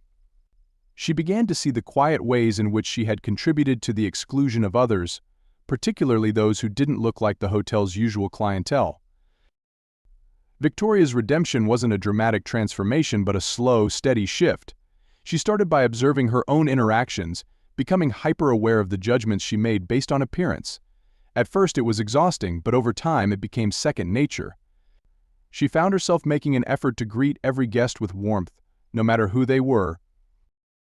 One evening, Aisha entered the hotel again, her steps as confident as ever. Victoria's heart raced, but this time she felt different. She approached Aisha with genuine respect, her voice steady, her smile sincere. "Good evening, Miss Robinson," Victoria said, her tone warm and respectful. "Everything is ready for your stay. If there's anything you need, please let me know." Aisha paused for a moment, studying Victoria's face. She could see the change, the effort to make amends.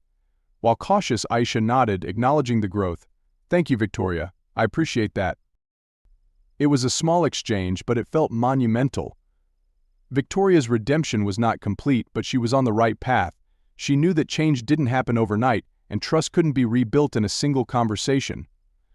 But for the first time, she believed she could truly become the person she had always thought herself to be, a person who treated everyone with dignity.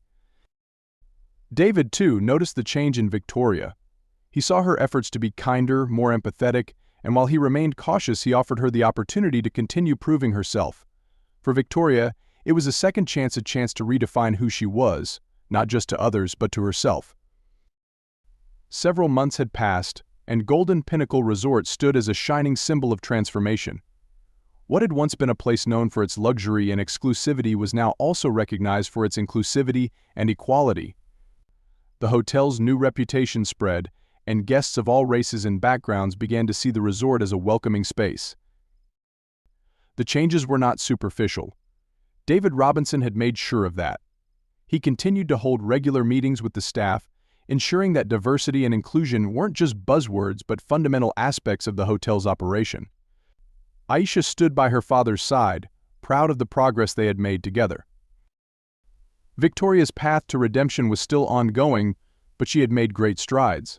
She no longer viewed her job as merely a way to earn a living but as a platform to uplift others. She treated every guest, every employee, with the respect they deserved. Her interactions with Aisha were still careful, but the walls of tension had begun to crumble. For Aisha, the journey had been deeply personal. She had faced the worst of people's biases, but she had also witnessed change. The Golden Pinnacle Resort was now a reflection of the world she hoped for, a world where people were judged not by the color of their skin, but by the content of their character. As Aisha walked through the lobby one evening, she overheard a conversation between two guests, one white, one black, discussing the hotel's transformation. The white guest remarked, "It feels different here, in a good way. It's more welcoming, more open." The black guest nodded, a smile on his face. "Yeah, it's like they've figured out how to make everyone feel like they belong." Aisha smiled to herself. The Golden Pinnacle Resort had changed. It had not just become a beacon of luxury but a beacon of hope, equality, and progress. Aisha and David had turned it into a place where anyone, regardless of race or background, could walk through the doors and feel like they mattered. Victoria, standing behind the reception desk, watched Aisha walk by. Their eyes met, and for the first time there was no tension, no hesitation, just a quiet understanding. Victoria had changed, the hotel had changed, and with it, so had the lives of those who had once been on the outside looking in. The road to redemption and equality was long, but for Aisha, David, and even Victoria, they had taken the first steps. The future was bright, not just for the hotel, but for everyone who passed through its doors. And as Aisha left the hotel that night, she knew one thing for certain: the world was changing, and she was proud to be part of that change. Clara Williams stood in line at the bustling airport, her heart pounding with excitement as she thought about seeing her granddaughter for the first time in over a year. At 68 years old, traveling wasn't as easy as it used to be, but the idea of a reunion with her beloved granddaughter, who had recently started university, made the journey worth every bit of effort. As Clara reached the front of the line, she held her boarding pass and passport tightly in her hands. The young white woman behind the counter, Jessica Adams, looked up from her screen with a cold, indifferent expression. Clara smiled politely, her hands slightly trembling as she handed over her documents. Jessica barely glanced at Clara before turning her attention back to the computer screen. After a brief moment, she sighed and said flatly, "Your ticket is invalid." Clara blinked, her heart skipping a beat. She had checked everything twice before leaving home. "I'm sorry, there must be a mistake. I purchased this ticket weeks ago," she replied, her voice calm but tinged with confusion. Jessica's eyes narrowed, and a thin, condescending smile played on her lips. "Ma'am," she said, drawing out the word in a tone dripping with irritation, "the system says your ticket is no good. I don't know what to tell you." Clara felt a flush of heat rise to her cheeks. She could feel the eyes of other passengers behind her, all of them waiting in line, perhaps growing impatient. Still, she maintained her composure. "Could you check again, please? I double-checked everything before I left," she said firmly, though politely. Jessica's expression hardened. She sighed heavily, rolling her eyes as if Clara had just asked the most unreasonable favor. With deliberate slowness, she tapped a few keys on her keyboard before looking up again. "I told you. It's invalid. Step aside."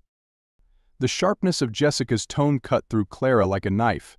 She wasn't just being dismissed, she was being dismissed in a way that felt all too familiar.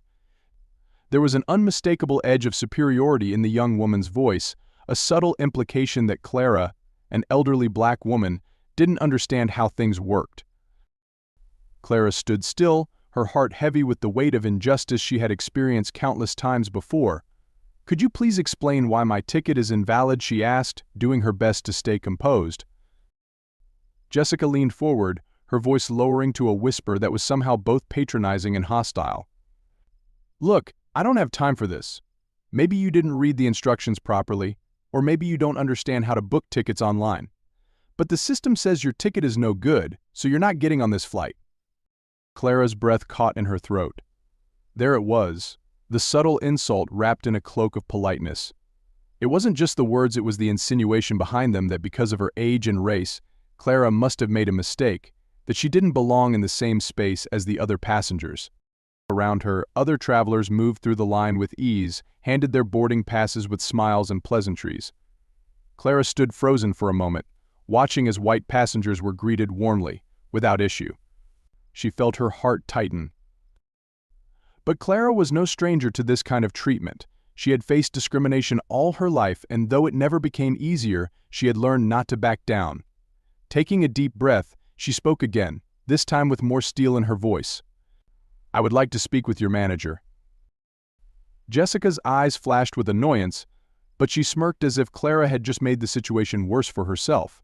"Sure," she said, her voice dripping with sarcasm. "Let me get him for you." As Clara waited, she could feel the weight of everyone's eyes on her. The whispers, the stares, the judgment, they all pressed down on her, but she stood her ground. This wasn't just about her anymore. It was about dignity and respect, and she was not going to be silenced. A few minutes later, John Miller, the airline manager, arrived. He was a middle-aged white man with an air of impatience already written on his face as he approached the counter. Jessica leaned in and whispered something to him, and Clara saw the slight curl of disdain on his lips even before he addressed her. "Ma'am," he said, his voice slow and patronizing, "I'm John Miller, the manager here. What seems to be the problem?" Clara held her boarding pass out to him, her fingers steady despite the anger rising inside her. "I've been told my ticket is invalid, but I know there's been a mistake. I checked everything before I left home, and I just want someone to look at it again." John didn't even glance at the ticket. Instead, he looked Clara up and down, his gaze lingering on her worn coat and simple shoes as if sizing her up. The sneer that crossed his face was subtle, but it was enough to send a shiver down Clara's spine. "We have very strict policies here," John began, folding his arms across his chest. "If the system says your ticket is invalid, then there's nothing more we can do. We can't go around fixing every little problem passengers think they have." Clara felt a surge of indignation. "I'm not asking for special treatment," she said, her voice calm but firm. "I'm asking for fair treatment. I have a valid ticket, and I just want someone to take a closer look." John sighed, clearly growing more impatient. "You people always think you're being treated unfairly," he muttered under his breath, though not quietly enough for Clara to miss it. His words stung like a slap to the face. Clara's chest tightened. She had heard that phrase before, many times, from people who saw her skin color as a problem, from people who thought black people were always looking for a reason to complain. The familiar sting of racism hit her square in the chest, but she stood tall. "This isn't about you people," Clara said, keeping her voice steady despite the anger simmering beneath the surface. "This is about the fact that I have a valid ticket and I deserve to be treated with the same respect as everyone else." John chuckled darkly, shaking his head. "Ma'am, if you don't leave this counter right now, I'm going to have to call security. You're holding up the line, and frankly, We don't have time to deal with these kinds of complaints." Clara's eyes widened in disbelief. She had seen this type of treatment before, where someone in a position of power could dismiss her concerns with a wave of their hand, simply because they didn't think she mattered. She had lived through decades of being overlooked and undervalued, but today something inside her shifted. "No," she said quietly, but with a determination that surprised even herself. "I'm not moving until you check my ticket properly." John's expression darkened. He leaned forward, his voice low and threatening. "I don't know what you're trying to prove here, but you're not getting on that plane. People like you never know when to stop causing trouble." Clara's heart raced, not with fear, but with resolve. She could feel the tension in the air, the way other passengers were watching, the way security was inching closer. But Clara wasn't going to back down, not this time. "You'll have to call security," then she said, her voice unwavering. "But I'm not going anywhere." John's face flushed with anger, but before he could respond, Clara reached into her coat pocket and pulled out her phone. She wasn't just going to stand there and let them humiliate her, not when she had the power to show the world what was happening.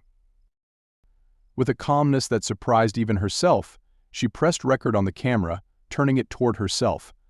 "My name is Clara Williams," she said into the lens, her voice clear and steady, "and I'm at the airport where I've been denied the right to board my flight.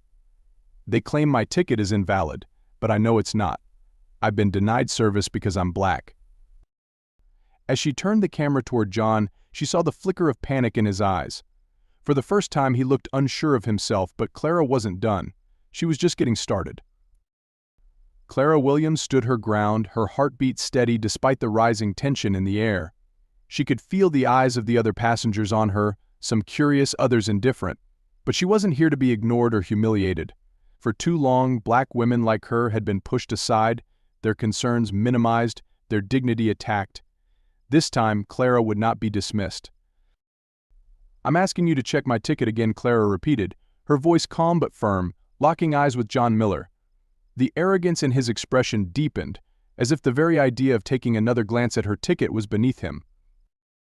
"Ma'am, I already told you," Miller responded, his words laced with irritation. "Your ticket is invalid. Please step aside." He turned his head, glancing at the next passenger in line, as if Clara had simply ceased to exist. But Clara refused to be brushed off like a fly on the wall.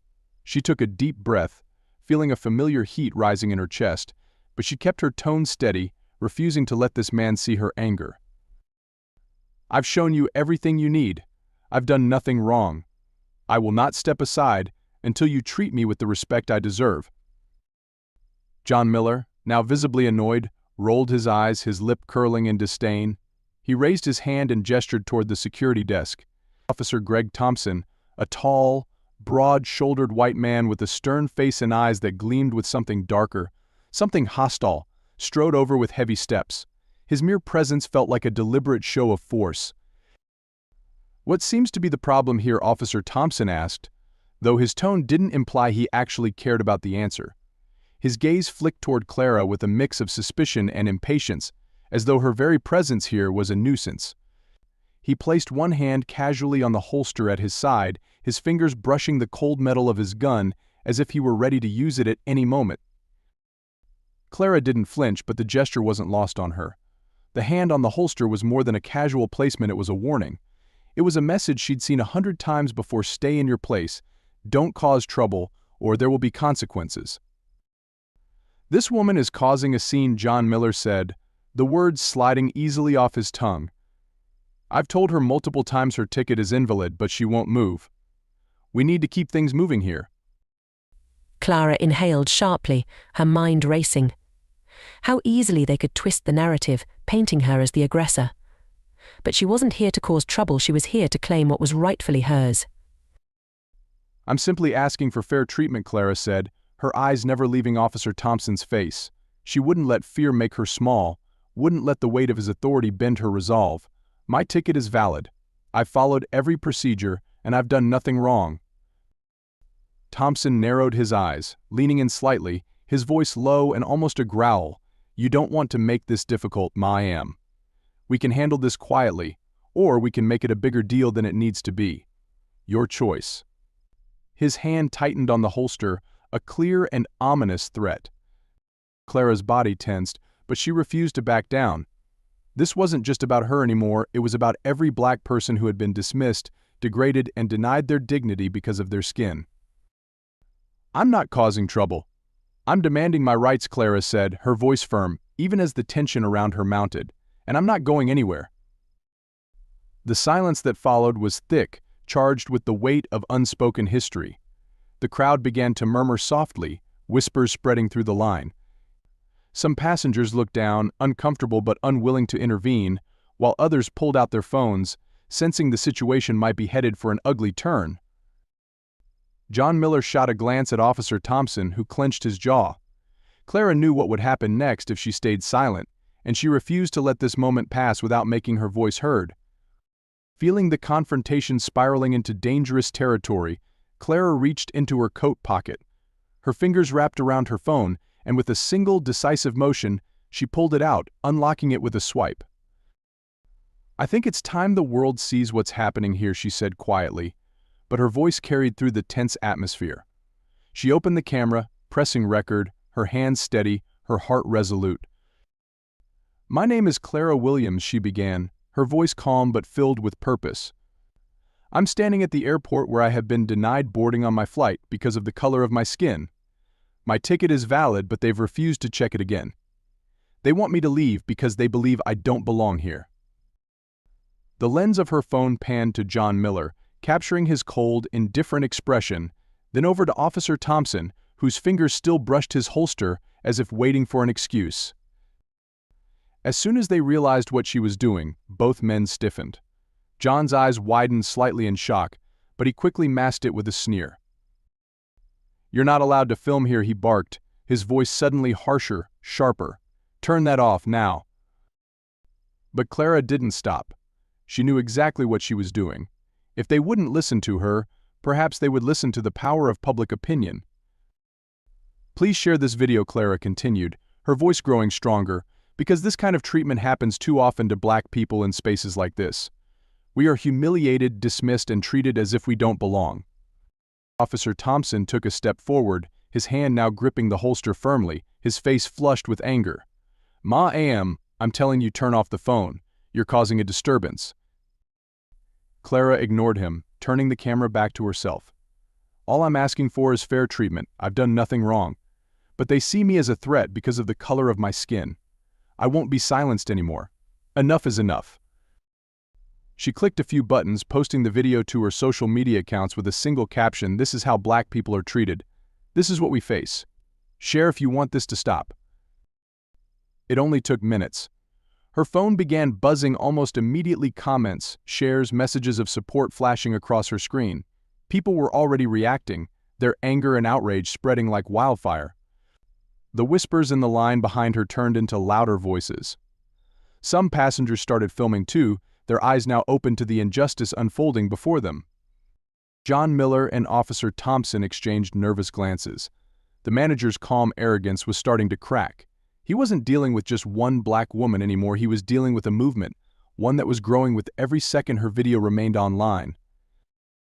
"This is ridiculous," John muttered, rubbing his temples as the weight of the situation pressed down on him.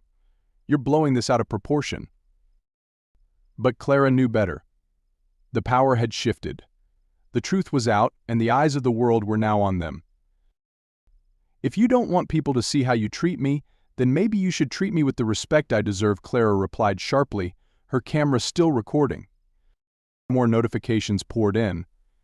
Activists were already sharing her story, calling for action, tagging the airline in their posts. Clara's video was quickly going viral, and with every new share, her voice grew louder. John Miller, now visibly sweating, reached for his phone, muttering something under his breath as he walked a few steps away to make a call. Officer Thompson, too, looked less certain now, his hand slowly releasing his grip on the holster as the crowd murmured louder, the weight of public scrutiny pressing down on them both. Clara stood tall, her phone still in hand, knowing that she had turned the tide. This wasn't just about her ticket anymore. It was about standing up to the racial injustice she had endured her entire life. And this time, she had the world watching. Clara's heart pounded as the camera in her hand recorded the injustice unfolding before her. The dismissive sneers from the airline manager, John Miller, echoed in her mind, amplifying her rage. Her chest tightened, but her resolve stayed firm. Clara was used to this, having faced racial discrimination all her life, but today she had had enough. From the corner of her eye, Clara noticed a man slowly stepping forward. Robert Johnson, a tall, unassuming white man in his late 40s, had been watching everything from a distance. His face was lined with discomfort, the kind that comes from witnessing something deeply wrong and feeling unsure about how to intervene. He swallowed hard, then cleared his throat, drawing the attention of both Clara and the airline manager. "Excuse me," Robert began, his voice trembling slightly, but laced with determination. He glanced nervously at Clara, then back at the manager. I saw what happened. I was standing right behind her in line. She had a valid ticket. I don't understand why you're doing this." John Miller's face stiffened with irritation, his eyes narrowing at Robert. He wasn't used to people standing up for those he deemed troublemakers. His hand twitched, as if ready to dismiss the man, but something about the way Robert stood his ground made him hesitate. Miller's arrogant facade cracked for a moment, but not enough to change his approach.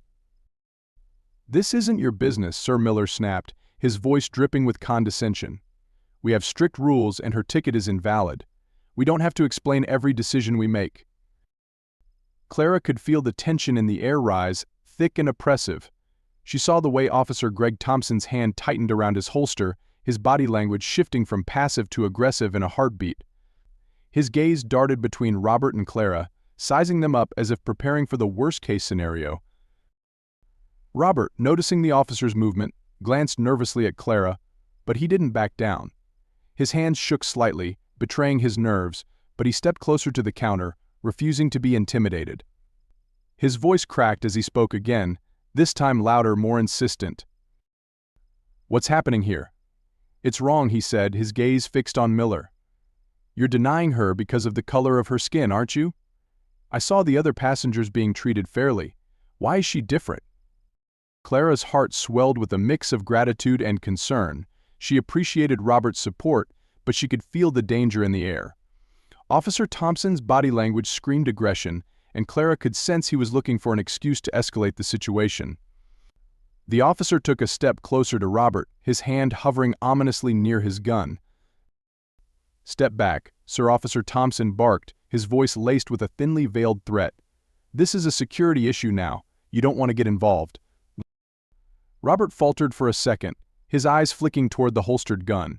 Fear flashed across his face, but he straightened his back, standing tall beside Clara. He turned to her, his voice softening as he spoke directly to her now, ignoring the officer's looming presence. "You're not alone in this," Robert whispered, his words barely audible over the buzzing tension around them. "We see you. I see you." Clara's grip on her phone tightened as she captured every moment. She could see the fear in Robert's eyes, but also his resolve. His small act of solidarity was a crack in the wall of indifference that often surrounded moments of racial injustice. The gesture, however small, felt monumental in the heat of the confrontation. Miller's sneer deepened as he watched the interaction. He took a step back, his hands resting on his hips in a show of false confidence. The situation was slipping out of his control, and he knew it. But Officer Thompson's posture remained tense, his body coiled like a spring, ready to pounce. Clara's heart raced as the security guard took another step forward, his eyes cold and calculating. She knew the confrontation was teetering on a knife's edge, and any wrong move could turn it violent. But before the tension could snap, she decided to act. She turned her camera toward the officer and the manager, her voice unwavering as she spoke directly to the growing audience online. "They don't want me to board this flight," Clara said, her voice steady despite the storm swirling around her. "Because I don't fit their idea of who should be allowed on this plane. This is racial discrimination, plain and simple. I need your help. Please share this." With that, the floodgates opened. The moment Clara hit post on her phone, the video began spreading like wildfire. Within minutes, her phone buzzed with notifications, each one a spark of outrage that fanned the flames of injustice she had captured. Comments flooded in, voices from across the internet condemning the blatant racism Clara had endured. Unbelievable. How can they treat her like this? Justice is for Clara. This is exactly why we need to keep fighting. At airline do better. The hashtags Justice for Clara and Boycott the Airline began to trend within the hour, and soon the video reached far beyond Clara's own circle. Prominent black activists and social justice figures shared the video, using their platforms to amplify her voice. The collective outrage was palpable, and Clara could feel the momentum growing with each passing second. John Miller's face paled as he watched the situation spiral out of his control. His phone buzzed incessantly, calls and messages from higher-ups pouring in as the airline struggled to manage the sudden PR nightmare. The smug arrogance that had colored his interactions with Clara was gone, replaced by a flicker of panic. He glanced nervously at Officer Thompson, whose posture had stiffened even more, his eyes darting around the airport, as if searching for an escape. "This isn't good," Miller muttered under his breath, his gaze fixed on Clara's phone, as if it were a ticking time bomb. He turned to the officer, his voice low and anxious. "We need to shut this down. Now." But it was too late. Clara's video continued to spread, gaining hundreds of thousands of views within hours. The comments section was a battleground, with supporters rallying behind Clara and demanding accountability from the airline. Calls for boycotts intensified as more and more people shared their own experiences of discrimination in public spaces, each story adding fuel to the growing fire. "I was treated the same way last year at the same airline. We need to shut this down. Boycott the airline." This isn't just about Clara, it's about all of us who've been silenced. Time for change. Back at the airport, Miller's phone buzzed again, this time with a call that made his face drain of color. It was upper management. He stepped away from the counter, speaking in hushed tones as he tried to explain the situation. But even from where she stood, Clara could hear the desperation in his voice. He was losing control, and he knew it. Meanwhile, Officer Thompson's face twisted with frustration. The crowd around them had grown, with more and more passengers taking out their phones to film the incident. The weight of public scrutiny was bearing down on him, and he shifted uncomfortably, his hand still resting near his gun. He knew any wrong move could end in disaster, and the thought made his blood run cold. Clara watched the panic unfold around her with a mixture of relief and determination. For the first time in the ordeal, she felt a sense of power. Her story was no longer just her own people were listening, and they were demanding justice. She could see the comments rolling in on her phone, each one a reminder that she wasn't alone in this fight. And yet, despite the growing support, the danger hadn't fully passed. Officer Thompson's aggressive stance, the nervous glances from the manager, Clara knew how quickly things could turn violent. But she also knew she couldn't back down now. Too many people were watching. With a steady hand, Clara raised her phone once more, addressing her audience with calm conviction. "They tried to silence me," she said, her voice clear and unwavering. "But now the world is watching. This isn't just about me, this is about all of us who've been treated like we don't belong. We deserve better. We deserve justice." As Clara finished speaking, her phone buzzed with another notification, a message from her son, Michael. "I'm handling it," the message read. "Stay strong, Mom." A slow smile spread across Clara's face. She wasn't just fighting for herself anymore. She was fighting for everyone who had ever been silenced, dismissed, or treated as less than human because of the color of their skin. And this time she wasn't going to lose. The tension in the airport swelled as Clara Williams held her phone, steady and determined. Her heart raced, not just from the personal humiliation but from the heavy responsibility she now carried. Her recording had become a weapon, her voice a protest, her resolve unshakable. Officer Greg Thompson, towering over her, stepped in front of the camera, his expression twisted into a smirk of disdain. "You people," he spat, the words dripping with venom, "are always causing trouble where you don't belong." Clara's grip tightened on her phone. The blatant racial profiling left her breathless for a moment, but not silenced. She turned the camera fully toward him, capturing the ugliness of his gaze for the world to see. Around her, a hush fell over the few passengers who had been quietly observing. They sensed something important was unfolding but stood frozen, unsure of how to act. "Is this the kind of treatment we deserve?" Clara asked, her voice rising above the low murmur of the airport. "Do black people need to be humiliated just to fly? Am I being denied the chance to see my granddaughter because I don't fit in here?" Her words echoed through the space, bouncing off the sterile walls of the airport and sinking deep into the hearts of anyone who dared to listen. The few witnesses, like Robert Johnson, stood in disbelief, eyes wide at the brazenness of the officer's racism. Robert wanted to intervene further, but Clara's voice carried such power that even he felt momentarily silenced, struck by the weight of her words. Officer Thompson's jaw clenched as Clara continued, "You see this, everyone? This is what happens when we ask to be treated like human beings. This is what we deal with every day just for existing." Her phone now pointed squarely at Officer Thompson's face. The disdain in his expression faltered for a split second, but then his hardened features returned. He wasn't about to let this woman, this elderly black woman, make him back down. But even as his lips curled into a sneer, the weight of the moment was shifting. The room had changed. Eyes were on him, phones were up, and Clara had made sure that the world outside these airport walls would soon know about him. "I'll call the police if you don't stop recording right now," Officer Thompson threatened, but there was an edge of desperation in his voice that hadn't been there before. Clara, though trembling inside, held her ground. "Call them," she said simply. "Maybe they'll want to explain to the world why a 68-year-old woman is being treated like a criminal for buying a plane ticket." This was no longer just about Clara. She knew this was about all the times her people had been dismissed, overlooked, and disrespected. She wasn't backing down, not now. The battle wasn't just for her seat on that plane, but for the dignity that had been stripped away from countless others before her. While the confrontation between Clara and Officer Thompson escalated, across the airport, John Miller stood in his office, eyes glued to the screen of his computer. The video of Clara's ordeal was spreading like wildfire on social media, and notifications pinged rapidly on his phone. The airline was under siege online, and Miller's palms began to sweat. He barely had time to register what was happening before his phone rang with a sharp, insistent buzz. "Miller," he answered, trying to keep the rising panic from his voice. "Is this how you run things?" The voice on the other end was cold, authoritative, and brimming with barely controlled anger. "Is this how you treat passengers at your airline, John?" John's stomach sank. He knew exactly who this was: Michael Williams. Michael Williams, a major shareholder, someone whose influence stretched not only across the company but throughout the industry. "Mr. Williams," John started, but Michael cut him off. "That's my mother being treated like that," Michael snapped. "My mother, John. You have a black woman standing at your gates being humiliated, recorded for the world to see, and you think this is acceptable?"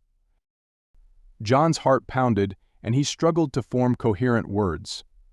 "Mr. Williams, I wasn't aware." "Not aware?" Michael's voice thundered through the receiver. "Are you telling me that you didn't know one of your employees, one of your managers, has let this situation spiral out of control? You'd better be fixing this, John, right now." Michael's fury was palpable even through the phone, and John knew there was no room for excuses. He had never anticipated that the elderly woman he dismissed as just another disgruntled customer would be the mother of one of the most powerful people in his company. He now faced not only public outrage but also the wrath of someone who could end his career in one fell swoop. "I'm handling it," Sir John said quickly, his voice shaky. "I'll personally see to it that the situation is resolved immediately." "You'd better," Michael warned. "And after this, we are going to have a very long conversation about how this company treats its black passengers. This kind of thing will not happen again." John didn't need to be told twice. He hung up the phone, beads of sweat forming on his brow. In the pit of his stomach, he knew he had just made the biggest mistake of his career. He hurried toward the scene of the confrontation, desperate to control the damage before it was too late. By the time John Miller reached the check-in area, the scene had grown tense. Officer Thompson, still standing tall, glared at Clara, though his confidence had visibly wavered. Clara, unwavering, continued to record everything, her presence radiating strength despite the intimidating atmosphere. Passengers had gathered, watching, some murmuring among themselves, others filming as well. The tide had turned in Clara's favor, and the manager could feel the walls closing in. "Mrs. Williams," John began, his voice unsteady as he approached Clara, "I deeply apologize for the misunderstanding. Let me get your boarding pass right now. There's no need for further escalation." He forced a smile, trying to control the damage, his hands trembling as he fumbled through the system, avoiding Clara's piercing gaze. Clara, however, did not move, did not lower her phone, and certainly did not seem appeased by John's rushed attempt at an apology. "This isn't just about a boarding pass," Clara said, her voice cutting through the air like a sharp blade. "This is about the way I've been treated. The way black passengers are treated every day in spaces like this." John blinked, clearly flustered, his forced smile faltering. I understand, ma'am. I'll make sure to handle this for you right away. We'll fix everything." Fix what? Exactly. Clara's voice was firm, steady. She was no longer speaking just for herself. "Will you fix the way your staff sees people like me? The way they assume we're trouble before we've even said a word? Or will you fix the system that allows this kind of discrimination to happen in the first place?" Her questions hung in the air, heavy and unanswerable. John glanced nervously at Officer Thompson, who now looked unsure of his role in the situation. The officer shifted awkwardly, his bravado gone, replaced by the creeping fear that he had misjudged the situation entirely. Clara turned to the growing crowd, knowing her voice had reached far beyond the confines of this airport. Her words carried weight, and John could feel the pressure mounting from all directions. Public opinion had turned, and the longer this dragged on, the worse it would get for him, for the airline, for everyone involved. "I'm not here to accept a rushed apology," Clara declared. "I want this airline to publicly apologize for the way it treats its black passengers. I want real changes, not just empty promises." John swallowed hard, nodding quickly, desperate to appease her now. "Of course, Mrs. Williams. I'll make sure the company issues a public apology. We'll review our policies, whatever it takes to make this right." Clara held his gaze for a long moment before nodding, satisfied. "You'll be hearing from me again. This isn't over." With that, she lowered her phone, but the message was clear. Clara Williams wasn't just fighting for herself, she was fighting for every person who had ever been dismissed, disrespected, and humiliated because of the color of their skin. And she wasn't backing down. The video of Clara Williams at the airport, denied her flight due to blatant racial profiling, spreads like wildfire across social media. The public is outraged, and the airline faces immediate backlash from all sides. Hashtags like "Justice for Clara" and "End Racial Profiling" trend worldwide. News outlets from local to national channels pick up the story, broadcasting the video clip of Clara being dismissed by the arrogant airline manager, John Miller, while the white security officer, Greg Thompson, looms menacingly beside her. The airline's PR team scrambles to contain the damage. An emergency meeting with senior executives takes place late into the night. As they review the growing number of negative comments, posts, and protests planned at airports across the country, the pressure becomes impossible to ignore. The company is at risk of losing not only public trust but also key stakeholders. The next morning, an official statement is released. "We sincerely apologize to Mrs. Clara Williams and all those affected by this unfortunate event. Our company prides itself on inclusivity, and what occurred does not reflect our values. Effective immediately, we will be conducting a full internal review of our policies and procedures, with a focus on addressing racial profiling and discrimination. Both the manager and employee involved have been terminated. We are committed to making real changes to ensure that no passenger experiences such treatment in the future." The statement, while direct, only serves to heighten the media frenzy. News anchors debate the sincerity of the apology on live broadcasts. Social media is flooded with comments, many questioning whether this is just a superficial attempt to save face. Across the country, talk shows discuss the broader issue of systemic racism, using Clara's experience as a powerful example. Prominent civil rights activists and political figures weigh in, calling for deeper investigations into not only this airline but others as well. The conversation spreads beyond the airline industry to highlight ongoing racial injustices in public spaces, workplaces, and everyday life. Clara, now the face of the movement, finds herself at the center of a media storm. Reporters camp outside her home, eager for a statement, but Clara remains focused. She knows this moment is bigger than just one incident. It is about making real, lasting change. Days later, Clara stands at a podium, facing an audience of journalists, activists, and supporters. It's her first public appearance since the incident, and she's been preparing for this moment.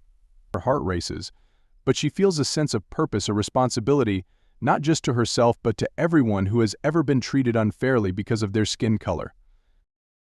The room falls silent as Clara steps up to the microphone. Her eyes scan the crowd before she begins, her voice calm but filled with emotion. I have lived 68 years as a black woman in America. I have faced prejudice, discrimination, and injustice in many forms. But what happened to me at that airport was not just about a ticket. It was about the value that society places or fails to place on people like me, on people who don't look like they belong. Clara pauses, letting the weight of her words settle over the room. She sees people nodding in agreement, their faces reflecting the pain of shared experiences. This isn't just my story. It's the story of every person who has ever been told they're less, who has ever been made to feel invisible, who has been denied the simple respect that every human being deserves. And I stand here today not for myself, but for all of us. We can no longer accept apologies without action. We cannot allow this to be swept under the rug with empty promises. Her voice strengthens as she continues, passion evident in every word. We need real change, not just in airlines but in every institution that continues to perpetuate systemic racism. We need policies that reflect justice, not prejudice, and we need accountability when those policies fail. The crowd is captivated, hanging on to every word. Clara's strength and grace in this moment are undeniable. She's not just speaking about the incident, she's speaking to a larger truth about racial inequality in America. As we move forward, we must remember that this fight is far from over. It's not enough to fire a manager or apologize on social media. It's about dismantling the systems that allow discrimination to exist in the first place. It's about creating a world where our children and grandchildren don't have to fight these same battles. Clara takes a deep breath, her final words echoing with resolve. I hope that my experience serves as a reminder that we cannot remain silent in the face of injustice. Together we will stand, we will fight, and we will fight, and we will ensure that justice is not just an ideal but a reality for all. The room erupts in applause, standing ovations filling the space. Clara's message has touched the hearts of everyone in attendance.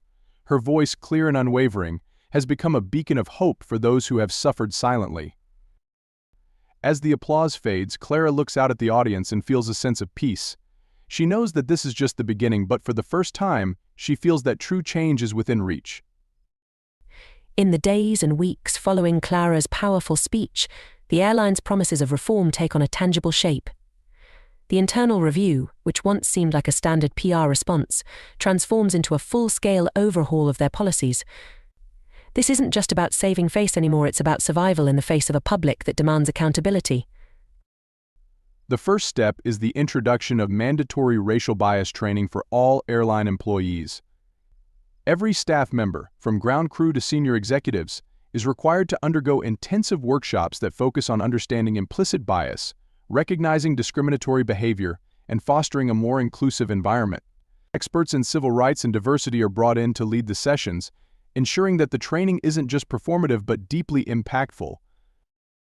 At the same time, the airline announces a new initiative to ensure that passengers of all races, ethnicities, and backgrounds are treated with respect. They install a passenger feedback system that allows travelers to report incidents of discrimination anonymously. This system is monitored by an independent board, composed of diversity advocates and civil rights leaders, who will oversee any necessary disciplinary actions. The goal is clear: to create transparency and accountability in real time, so no one is ignored or dismissed the way Clara was. Other airlines begin to take notice. What started as one company's crisis response sparks a ripple effect across the industry. Competitors, recognizing the growing public demand for fairness, announce similar changes, implementing their own anti-discrimination policies and diversity initiatives. It's not long before these changes reach other sectors, with companies in hospitality, retail, and public transportation following suit. Clara, who once stood alone at the airport, now finds herself at the forefront of a movement. Her story continues to be shared across the country, inspiring others to speak out against the injustices they faced. She receives messages from people of all backgrounds, young and old, black and white, thanking her for her courage and determination. One day, Clara receives an email from a young black woman who had recently experienced a similar situation at another airport. The woman explains how she had been denied boarding, just like Clara, but thanks to Clara's story, she knew she didn't have to accept it. She recorded the incident, spoke up, and was met with an immediate apology from the airline. Clara smiles as she reads the message.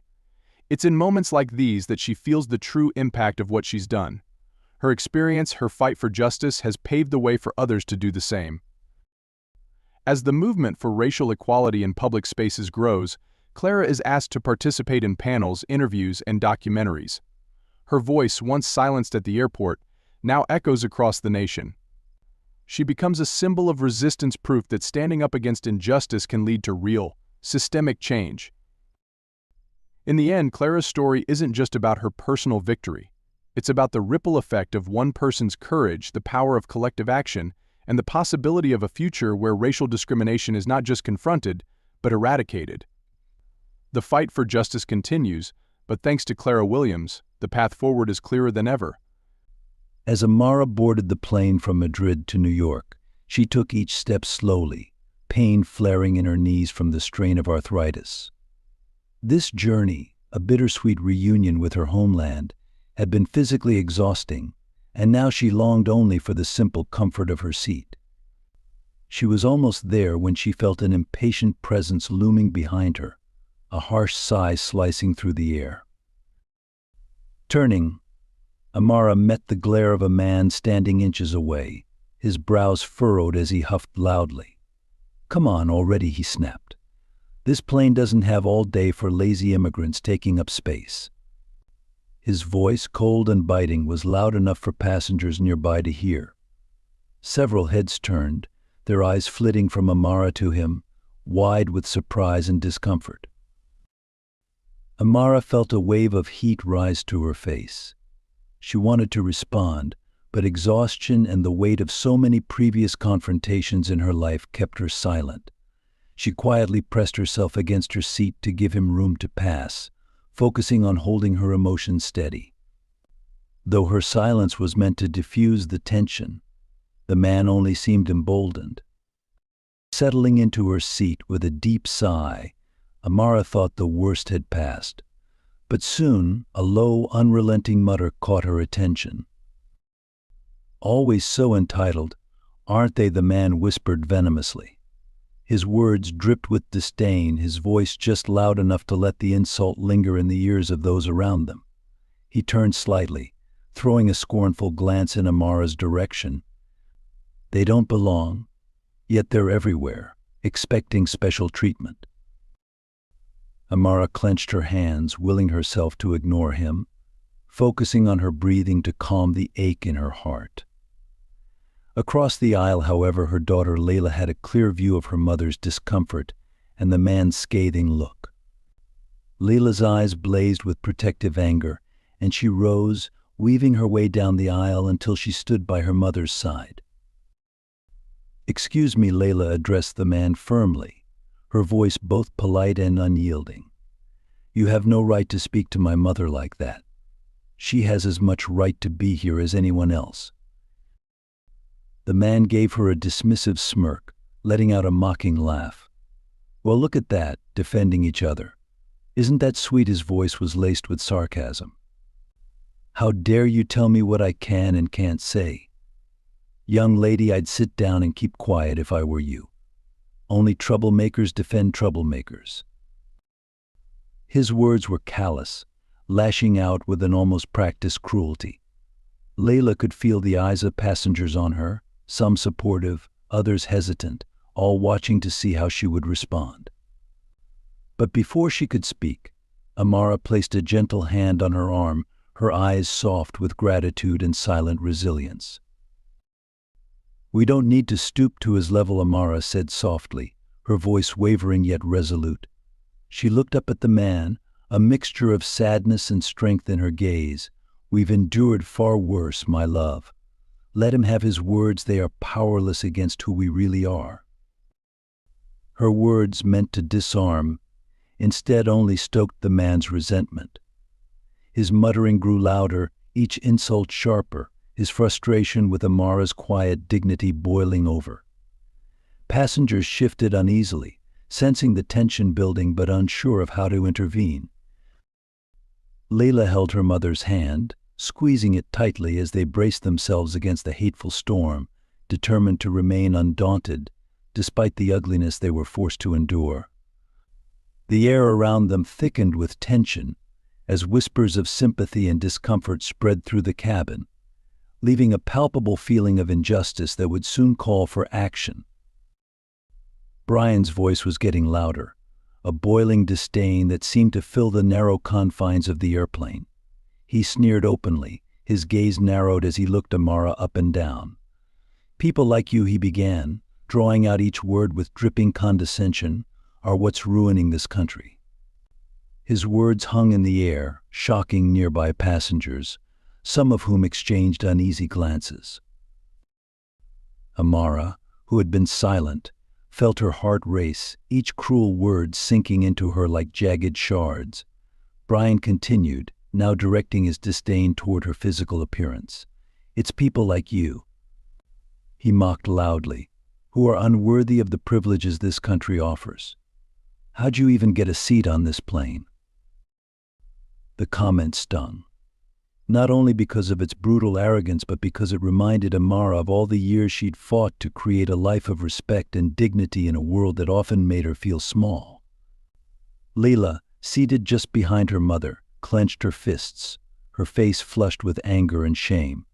Her voice wavered, but she managed to speak up, her tone fierce despite the tremor. "You need to stop harassing my mother," she demanded, her voice carrying through the cabin. "You have no right to speak to her like that."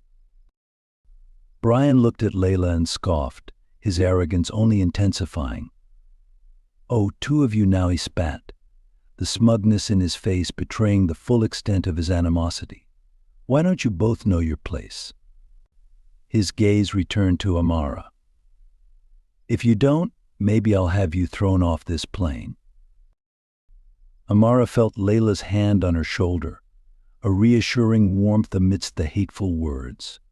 She glanced around, hoping the flight attendants would intervene, but they were preoccupied at the front of the plane. A few passengers muttered disapproval under their breath, but no one had yet found the courage to confront Brian directly. Just as Brian leaned aggressively forward, an unexpected voice broke through the tension. "That's enough." It was deep, unwavering, filled with a calm authority that silenced the cabin. Marcus, seated directly behind Brian, rose to his feet. A well-known civil rights activist, he was the kind of man who didn't just command attention, he demanded it. Brian turned, surprised, as Marcus's words landed like a shockwave. "Racism has no place on this plane, or anywhere." For that matter, his voice carried strength, a refusal to back down that made it clear this wasn't his first time standing up to injustice. But Brian, blinded by his own arrogance, leaned closer toward Amara, dismissing Marcus's warning. "Mind your own business," he sneered, his voice low and threatening. Before he could finish his sentence, Marcus acted swiftly. With a calm but firm grip, he held Brian back, restraining him from lunging any closer toward Amara. His hand, steady and resolute, kept Brian in check, and he called out loudly for assistance. The cabin was now alive with murmurs, a mix of fear and outrage. One passenger pulled out their phone to record, others began voicing their support for Marcus, Amara, and Layla. "Stop this nonsense," an elderly man shouted from across the aisle. A young woman near the front joined in, her voice trembling with anger. "We won't stand for this kind of hate." Marcus's presence had broken the silence. His intervention was the spark that galvanized others to action. Even the hesitant flight attendants finally moved in, rushing over to defuse the situation as more passengers vocalized their disgust with Brian's behavior. Brian, now overwhelmed and visibly outnumbered, could do little but sit back, his scowl fading under the intensity of the passengers' collective indignation. As the crew escorted Brian to another seat, Marcus turned to Amara and Layla, a reassuring smile replacing the intensity of his earlier stance. "People like him don't define us," he said, his voice soft yet powerful, words that seemed to uplift not only Amara but every other witness in that cabin. As tension crackled through the cabin, the flight attendants approached with the intent to settle the disturbance. However, rather than addressing Brian's behavior directly, they turned to Amara and Layla, politely but firmly requesting that they switch seats. Amara's face tightened, holding back the hurt she felt in that moment, but her daughter Layla's reaction was immediate and sharp. "Why should we be the ones to move?" she protested, voice steady but simmering with indignation. "He's the one causing trouble. My mother and I were just minding our own business." The flight attendant, clearly uncomfortable, shifted her weight and offered an apologetic look. "We're just trying to make everyone feel comfortable," she explained.